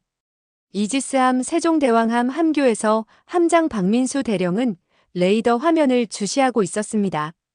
60km 떨어진 곳에 중국 항모 산둥함이 보였습니다. 레이더 담당 장교가 보고했습니다. 함장님, 중국 함대가 속도를 늦추고 있습니다. 우리를 의식하는 것 같습니다. 박민수 함장이 답했습니다. 계속 감시하십시오. 하지만 안전거리를 유지하십시오. 알겠습니다. 박민수 함장은 창밖을 바라봤습니다. 어두운 동의 바다. 수평선 너머에는 중국 함대가 있었습니다. 얼마 전까지만 해도 중국 해군은 한국 해군보다 훨씬 강했습니다. 하지만 이제는 달랐습니다. 세종대왕함의 이지스 시스템은 중국 항모를 완벽하게 추적할 수 있었습니다. 부함장 김재현 중령이 말했습니다. 함장님, 20년 전에는 상상도 못했던 일입니다. 우리가 중국 항모를 감시하고 있다니. 박민수 함장이 웃으며 답했습니다. 그러게요. 하지만 이제는 우리도 할 수 있어요. 우리에게도 힘이 있으니까. 함교에 있던 젊은 장교들이 자부심에 찬 표정으로 고개를 끄덕였습니다. 10월 20일 서울 용산 대통령실. 이재명 대통령은 국가안전보장회의를 소집했습니다. 최근 일련의 사태를 점검하기 위함이었습니다. 이재명 대통령이 말했습니다. 여러분, 우리가 세계 5위가 된 것은 자랑스러운 일입니다. 하지만 그만큼 책임도 무거워졌습니다. 중국은 우리를 견제하고 일본은 우리를 의식하고 북한은 불안해하고 있습니다. 국가안보실장 박진수가 답했습니다. 각하, 이것은 예상된 일입니다. 강해지면 반발도 커지는 법입니다. 알고 있습니다. 하지만 우리는 신중해야 합니다. 불필요한 도발은 피하되 필요한 순간에는 단호해야 합니다. 외교부 장관 조태열이 말했습니다. 각하, 외교적 노력도 병행해야 합니다. 중국과 일본 모두와 대화 채널을 유지해야 합니다. 이재명 대통령이 고개를 끄덕였습니다. 맞습니다. 군사력은 수단이지 목적이 아닙니다. 우리의 목적은 평화입니다. 회의실의 모든 사람이 고개를 끄덕였습니다. 그날 밤 이재명 대통령은 집무실에 혼자 남아 생각에 잠겼습니다. 창밖으로 서울의 야경이 펼쳐졌습니다. 수많은 불빛이 반짝였습니다. 1,000만 명이 넘는 사람들이 살아가는 도시. 그는 중얼거렸습니다. 이 사람들을 지켜야 해. 그게 내 책임이야. 대한민국은 이제 세계가 주목하는 나라가 되었습니다. 군사력 5위. 하지만 그것은 시작일 뿐이었습니다. 이 힘을 어떻게 사용하느냐가 진짜 시험이었습니다. 평화를 위한 힘인가 아니면 전쟁을 부르는 힘인가. 그 선택은 대한민국의 손에 달려 있었습니다. 2025년 10월 22일 제주도 서귀포. 한미일 국방장관 회담이 열렸습니다.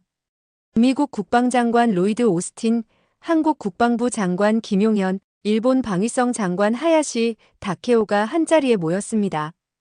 회담 장소는 제주 신라 호텔이었습니다. 오스틴 장관이 회의를 시작했습니다. 신사 여러분, 오늘 우리가 모인 이유는 명확합니다. 동북아 안보 협력을 강화하기 위함입니다. 특히 중국과 북한의 위협에 공동으로 대응하기 위함입니다. 김용현 장관이 답했습니다. 한국은 한미동맹을 바탕으로 영내 평화에 기여할 준비가 되어 있습니다. 하야시 장관도 고개를 끄덕이며 말했습니다. 일본도 마찬가지입니다. 우리는 한국의 군사력 성장을 환영합니다. 하야시 장관의 말에는 진심이 담겨 있었습니다. 일본 정부는 내부적으로 많은 논의 끝에 결론을 내렸습니다. 한국과 경쟁하는 것보다 협력하는 것이 낫다고. 특히 중국이라는 공동의 위협 앞에서는 더욱 그랬습니다. 오스틴 장관이 말했습니다. 좋습니다. 그렇다면 구체적인 협력 방안을 논의합시다. 첫째, 정보 공유 강화. 둘째, 합동훈련 확대. 셋째, 방산기술 협력. 김용현 장관이 셋째 항목에서 손을 들었습니다. 방산기술 협력이라면 구체적으로 어떤 것입니까? 한국의 K9 자주포 기술을 일본과 공유하는 것은 어떻습니까? 일본은 자주포가 노후화되어 교체가 필요합니다. 하야시 장관이 조심스럽게 말했습니다. 일본도 관심이 있습니다. 기술 협력이든 직접 도입이든 열린 마음으로 검토하겠습니다. 김용현 장관은 놀랐습니다. 일본이 한국 무기를 도입하겠다는 것은 역사적인 일이었습니다. 불과 10년 전만 해도 상상할 수 없던 일이었습니다. 긍정적으로 검토하겠습니다. 동맹 간 협력은 서로에게 이익이 됩니다. 회담은 3시간 동안 이어졌습니다. 세 나라는 연례 합동훈련 실시, 미사일, 방어체계 통합, 사이버 안보 협력 등 다양한 합의를 도출했습니다. 회담이 끝나고 김용현 장관은 호텔방에서 서울로 전화를 걸었습니다. 이재명 대통령에게 보고하기 위함이었습니다. 각하, 회담이 성공적으로 끝났습니다. 특히 일본의 태도 변화가 인상적이었습니다. 이재명 대통령이 물었습니다.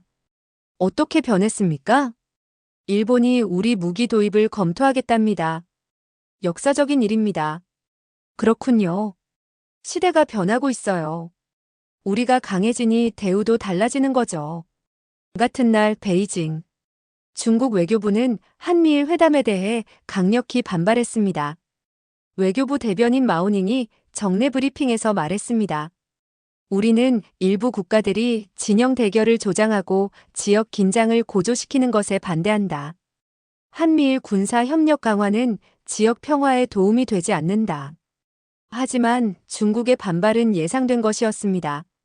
한국 정부는 이미 중국 측에 사전 설명을 했고 이것이 중국을 겨냥한 것이 아니라고 강조했습니다. 외교부 대변인 임수석이 브리핑에서 답했습니다. 한미일 협력은 북한 핵 위협에 대응하기 위한 것입니다. 중국을 겨냥한 것이 절대 아닙니다. 우리는 중국과의 우호 협력 관계를 중시합니다. 10월 25일 경남 창원 한화디펜스 공장에서 K9 자주포 500호기 출고식이 열렸습니다. 국방부 장관 김용현, 방위사업청장 박용준, 한화디펜스 대표이사 손재일이 참석했습니다. 손재일 대표가 치사를 했습니다. 존경하는 내외 귀빈 여러분, 오늘은 뜻깊은 날입니다. K9 자주포 500호기가 출고됩니다. 2006년 첫 시제품이 나온 지 19년 만입니다. 그동안 K9은 한국군의 주력 자주포가 되었고 세계 9개국에 수출되었습니다. 박수가 터졌습니다. 공장 직원들의 얼굴에는 자부심이 가득했습니다. 김용현 장관이 축사를 했습니다. K9은 대한민국 방위산업의 자랑입니다. 세계 최고 수준의 성능과 신뢰성을 인정받았습니다.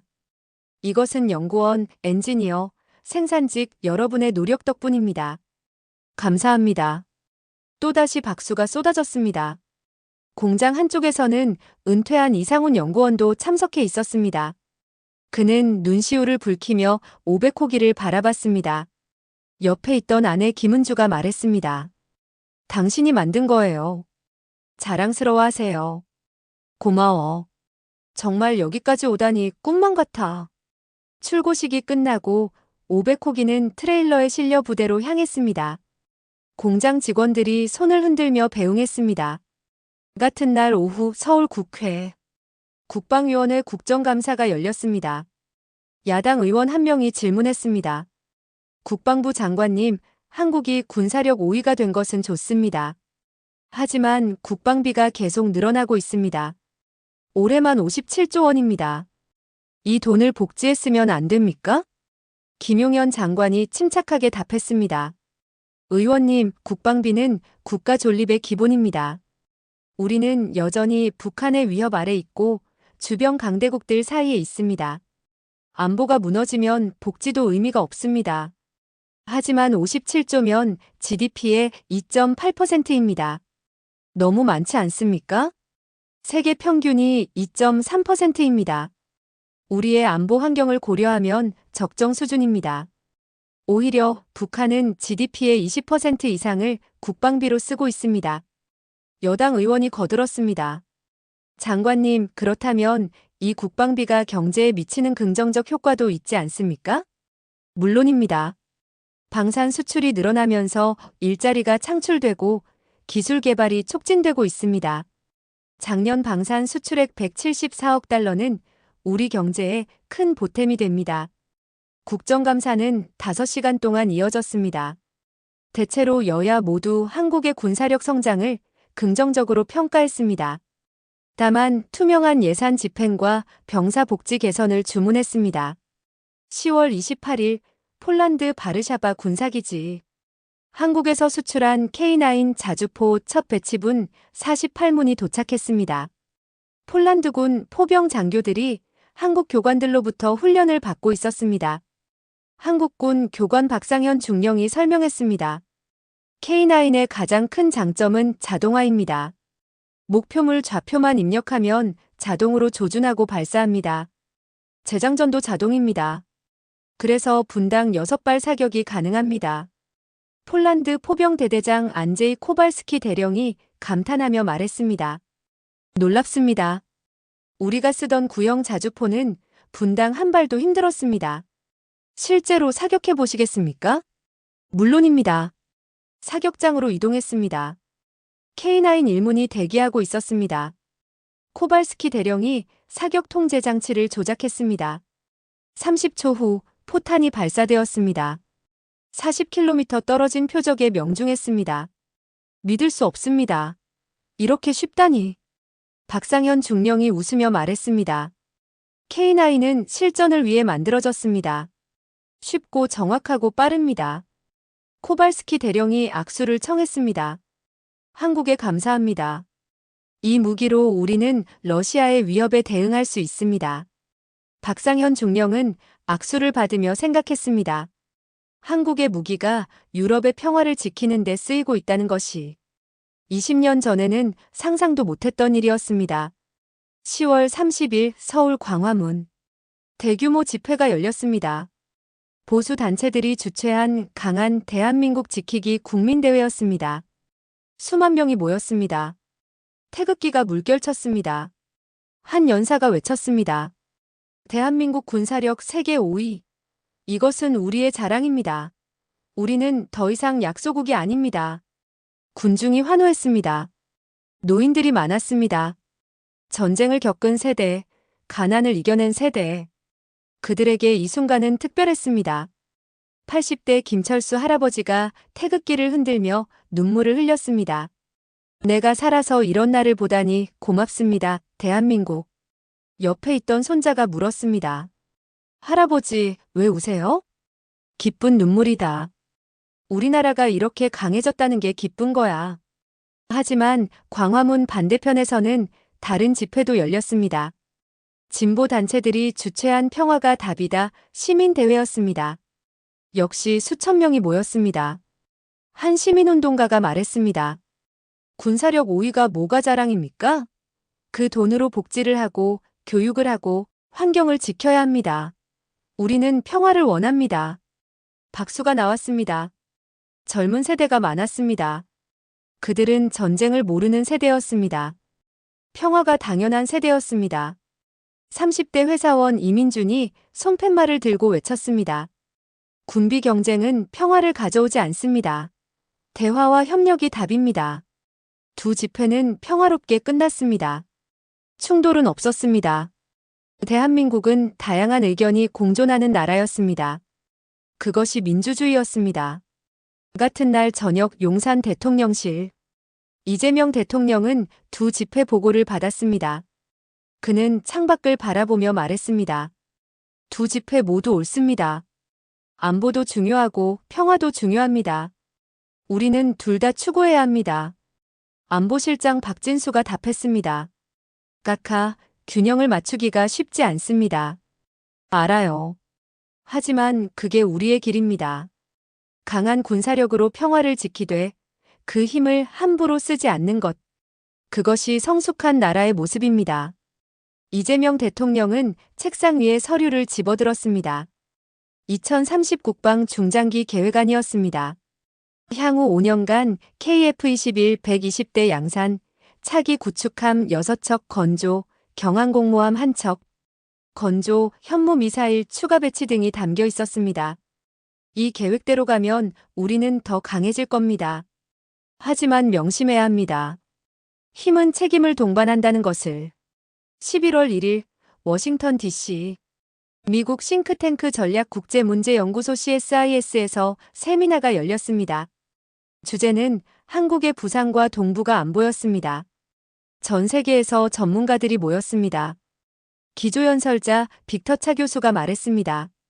한국은 이제 중견국을 넘어 강대국으로 가는 길목에 있습니다. 군사력 5위는 단순한 숫자가 아닙니다. 이것은 한국이 영내 질서를 형성하는 주요 행위자가 되었다는 의미입니다. 청중들이 고개를 끄덕였습니다. 한국의 성장은 미국에게 기회이자 도전입니다. 기회는 중국 견제에 강력한 동맹을 확보했다는 것입니다. 도전은 한국이 독자 행보를 할 가능성이 커졌다는 것입니다. 질의응답 시간에 한 기자가 물었습니다. 한국이 핵무기를 개발할 가능성은 있습니까? 빅터차 교수가 신중하게 답했습니다. 가능성은 있지만 가능성은 낮다고 봅니다. 한국은 NPT 체제를 존중하고 미국의 해고산을 신뢰합니다. 다만 북한 핵 위협이 심화되면 국내 여론이 바뀔 수 있습니다. 세미나는 3시간 동안 이어졌습니다. 한국에 대한 평가는 대체로 긍정적이었습니다. 책임감 있는 중견국에서 지역 강국으로 성장했다는 것이었습니다. 11월 2일 서울. 주요 일간지들이 특집 기사를 쏟아냈습니다. 군사력 5위, 그 이후 강한 한국, 어디로 가나 평화를 지키는 힘 등 다양한 제목이었습니다. 한 신문의 사설은 이렇게 마무리했습니다. 대한민국은 70년 만에 폐허에서 세계 10위 경제대국 군사력 5위 국가로 성장했다. 이것은 기적이다. 하지만 진짜 기적은 이제부터다. 이 힘을 평화를 위해 쓸 수 있다면 대한민국은 진정한 선진국이 될 것이다. 그날 오후 판교의 한 카페. 은퇴한 연구원 이상우는 후배 연구원 김재민과 커피를 마시고 있었습니다. 김재민은 현재 차세대 자주포 개발을 맡고 있었습니다. 김재민이 물었습니다. 선배님, K9 개발하실 때 가장 힘들었던 게 뭐였어요? 이상훈이 잠시 생각하다 답했습니다. 실패했을 때였지. 시제품이 계속 고장나고 사람들이 의심하고 그때가 제일 힘들었어. 그래도 포기 안 하셨잖아요. 포기할 수 없었지. 우리가 안 하면 누가 해? 우리 아이들이 안전하게 살려면 우리가 해야 했어. 김재민이 고개를 끄덕이며 말했습니다. 저도 선배님처럼 하겠습니다. 차세대 자주포 꼭 성공시키겠습니다. 이상훈이 김재민의 어깨를 두드렸습니다. 그래, 너희들이 해낼 거야. 우리보다 더 잘할 거야. 창밖으로 판교의 풍경이 보였습니다. 높은 빌딩, 깨끗한 거리, 바쁘게 오가는 사람들. 평화로운 일상이었습니다. 이 평화를 지키기 위해 수많은 사람들이 노력했습니다. 그리고 앞으로도 그럴 것입니다. 대한민국은 이제 세계 5위의 군사력을 보유한 나라입니다. 하지만 그것보다 중요한 것은 그 힘을 올바르게 사용하겠다는 의지입니다. 평화를 위한 힘, 정의를 위한 힘, 국민을 위한 힘. 그것이 대한민국이 추구하는 길입니다. 2025년 11월 15일 경남 사천 한국항공우주산업 KF-21 양산형 1호기 출고식이 거행되었습니다. 대통령 이재명, 국방부 장관 김용현, 공군 참모총장 이성용 대장을 비롯해 수백 명의 하객이 참석했습니다. 경납고 안에는 은빛 전투기가 서 있었습니다. 대한민국의 자존심이었습니다. 이재명 대통령이 연단에 올라 연설을 시작했습니다. 존경하는 국민 여러분, 오늘은 역사적인 날입니다. 세계에서 8번째로 초음속 전투기를 독자 개발한 나라, 대한민국. 그 전투기의 첫 양산기가 오늘 우리 공군에 인도됩니다. 박수가 터져나왔습니다. 이 자리에 오기까지 10년이 걸렸습니다. 수많은 연구원과 엔지니어가 밤낮 없이 일했습니다.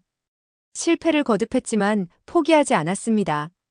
그 결과가 바로 이 아름다운 전투기입니다. 이재명 대통령은 KF-21을 가리키며 계속 말했습니다. 이 전투기는 단순한 무기가 아닙니다. 이것은 대한민국의 기술력을 보여주는 상징입니다. 우리는 할 수 있습니다. 우리는 이미 증명했습니다. 군중이 환호했습니다. 프로젝트 총괄 정민수 상무는 뒷자리에서 눈물을 훔쳤습니다. 10년의 고생이 보상받는 순간이었습니다. 이재명 대통령이 마무리했습니다. 하지만 명심합시다. 이 전투기는 전쟁을 위한 것이 아닙니다. 평화를 지키기 위한 것입니다. 강한 힘은 평화를 만듭니다. 대한민국은 평화를 사랑하는 강한 나라가 될 것입니다. 우레와 같은 박수가 쏟아졌습니다. 출고식이 끝나고 KF-21 1호기는 공군 마크가 부착되었습니다. 시험 비행을 마친 후 내년 초 실전 배치될 예정이었습니다. 같은 날 오후 서울 국방부 차관 김태주는 외신 기자들과 간담회를 가졌습니다.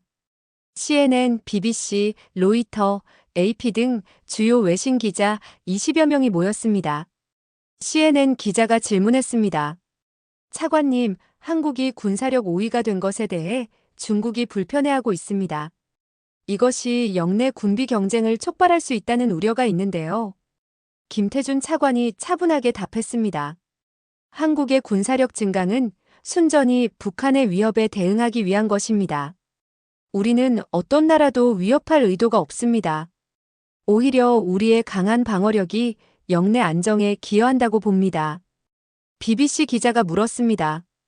하지만 현무미사일의 사거리가 중국 본토까지 닿지 않습니까? 현무미사일은 북한의 핵 및 미사일 기지를 타격하기 위한 것입니다. 중국을 겨냥한 것이 아닙니다. 로이터 기자가 질문했습니다. 한국이 핵무기 개발을 고려하고 있습니까? 김태준 차관이 단호하게 답했습니다. 아닙니다. 한국은 NPT 체제를 준수하고 있으며 핵무기 개발 계획이 전혀 없습니다. 우리는 미국의 확장 억제에 의존하고 있습니다. 간담회는 1시간 동안 이어졌습니다.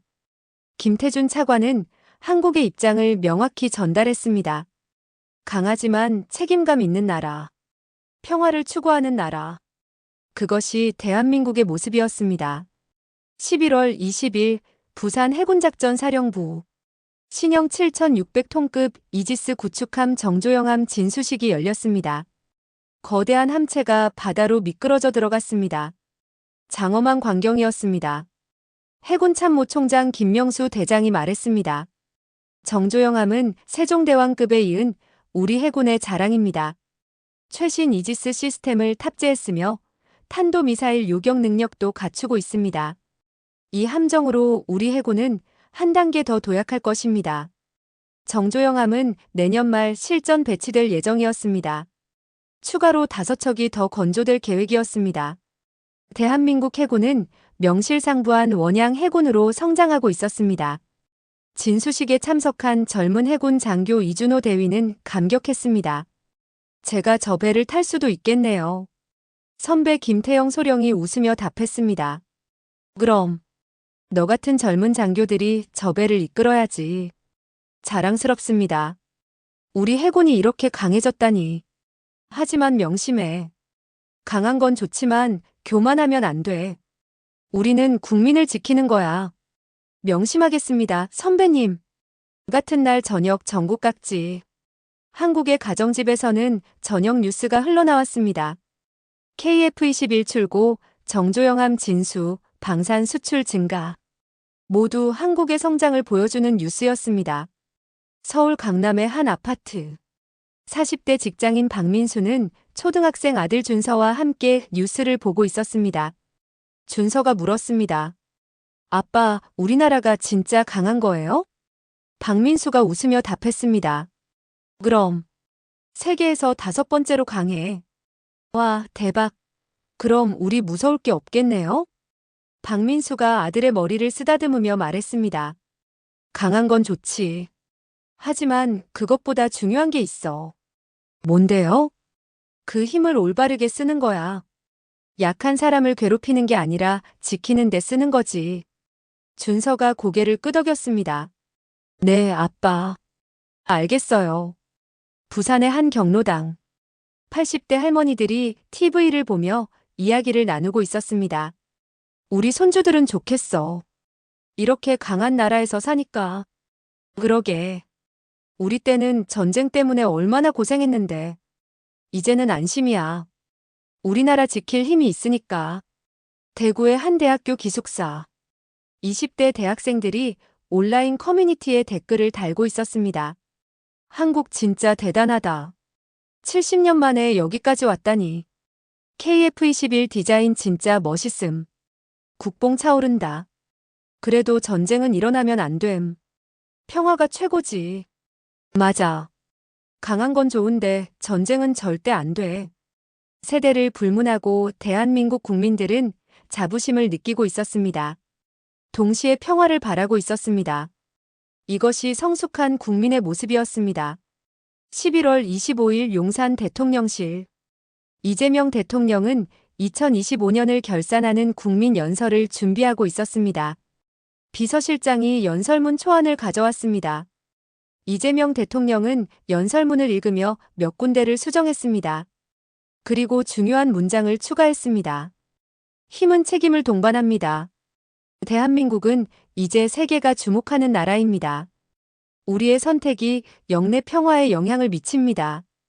우리는 신중하고 현명해야 합니다. 비서실장이 물었습니다. 각하, 이 부분이 핵심이시군요. 그렇습니다.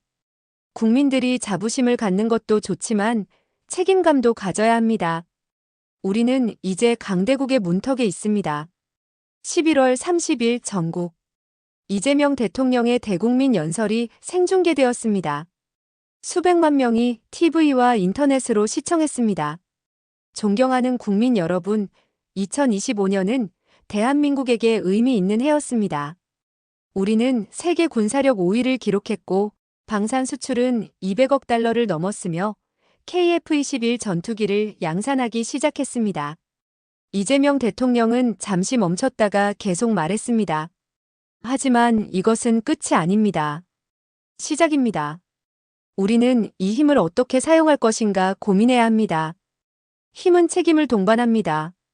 대한민국은 평화를 사랑하는 강한 나라가 될 것입니다. 그의 목소리는 단호했지만 따뜻했습니다. 70년 전 폐허에서 시작한 우리나라가 여기까지 왔습니다. 이것은 기적입니다. 하지만 이 기적을 만든 것은 특별한 누군가가 아닙니다. 바로 여러분, 대한민국 국민 여러분입니다. 전국의 시청자들이 숙연해졌습니다. 연구원들은 밤낮 없이 연구했고, 엔지니어들은 최선을 다해 만들었고, 군인들은 묵묵히 나라를 지켰고, 국민들은 믿고 지지했습니다. 그 모든 노력이 오늘의 대한민국을 만들었습니다. 이재명 대통령의 눈가가 촉촉해졌습니다. 이제 우리는 다음 세대에게 물려줄 차례입니다.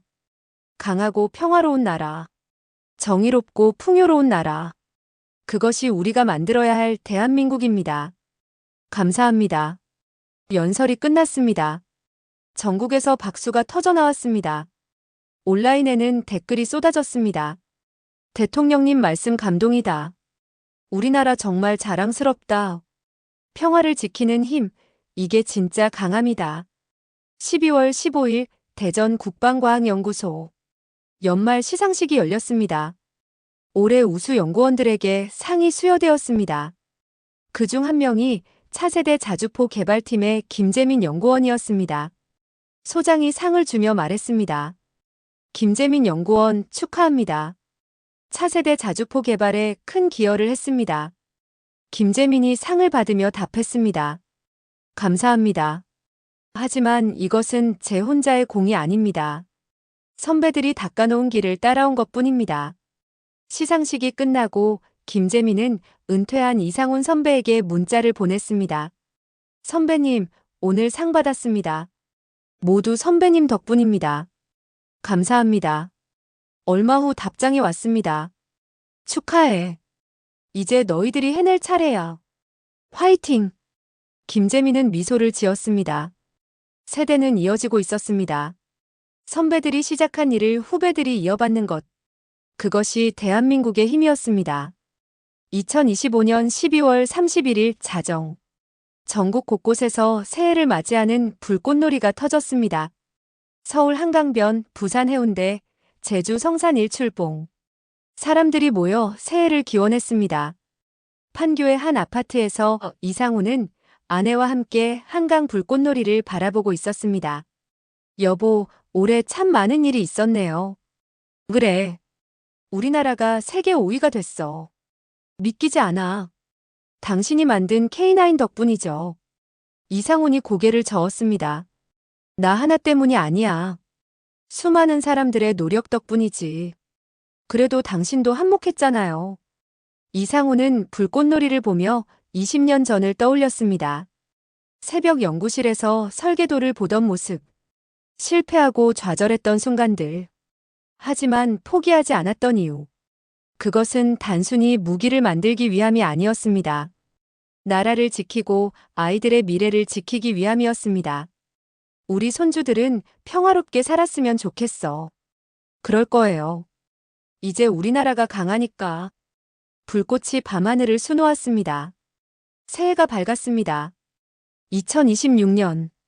대한민국의 새로운 여정이 시작되는 해였습니다. 대한민국은 이제 세계 5위의 군사력을 보유한 나라입니다. 70년 전 전쟁의 폐허에서 시작해 오늘날 경제대국이자 군사강국이 되었습니다. 이것은 기적입니다. 하지만 이 기적을 만든 것은 특별한 누군가가 아닙니다. 묵묵히 자기 자리에서 최선을 다한 수많은 사람들입니다. 연구원, 엔지니어, 군인, 공무원, 그리고 국민 여러분. 모두가 함께 만든 기적입니다. 하지만 진짜 기적은 이제부터입니다. 이 힘을 평화를 위해 쓸 수 있다면 대한민국은 진정한 선진국이 될 것입니다. 강하지만 교만하지 않고 부유하지만 이웃을 돕고 발전했지만 환경을 지키는 나라. 그것이 우리가 만들어야 할 대한민국입니다. 세계는 지금 대한민국을 주목하고 있습니다. 작은 나라가 어떻게 이렇게 강해졌는지, 그리고 이 나라가 앞으로 어떤 길을 걸을지. 그 답은 우리 손에 달려 있습니다. 대한민국 국민 여러분, 자랑스러워하십시오. 하지만 동시에 책임감도 가지십시오. 우리는 이제 강한 나라의 국민입니다. 그 힘을 올바르게 사용하는 것이 우리의 책임입니다. 오늘 이 이야기를 끝까지 들어주셔서 감사합니다. 대한민국의 놀라운 성장 스토리, 70년 만에 세계 5위 군사강국이 된 이야기를 함께 나눴습니다. 이 이야기가 여러분께 자부심과 희망을 드렸기를 바랍니다. 이 영상이 유익하셨다면 구독과 좋아요 꼭 부탁드립니다. 알림 설정까지 해주시면 앞으로 더 흥미로운 한국의 이야기들을 빠르게 만나보실 수 있습니다. 댓글로 여러분의 생각도 들려주세요. 대한민국의 미래에 대한 여러분의 의견이 궁금합니다. 다음 영상에서도 여러분을 감동시킬 대한민국의 이야기로 찾아뵙겠습니다. 감사합니다.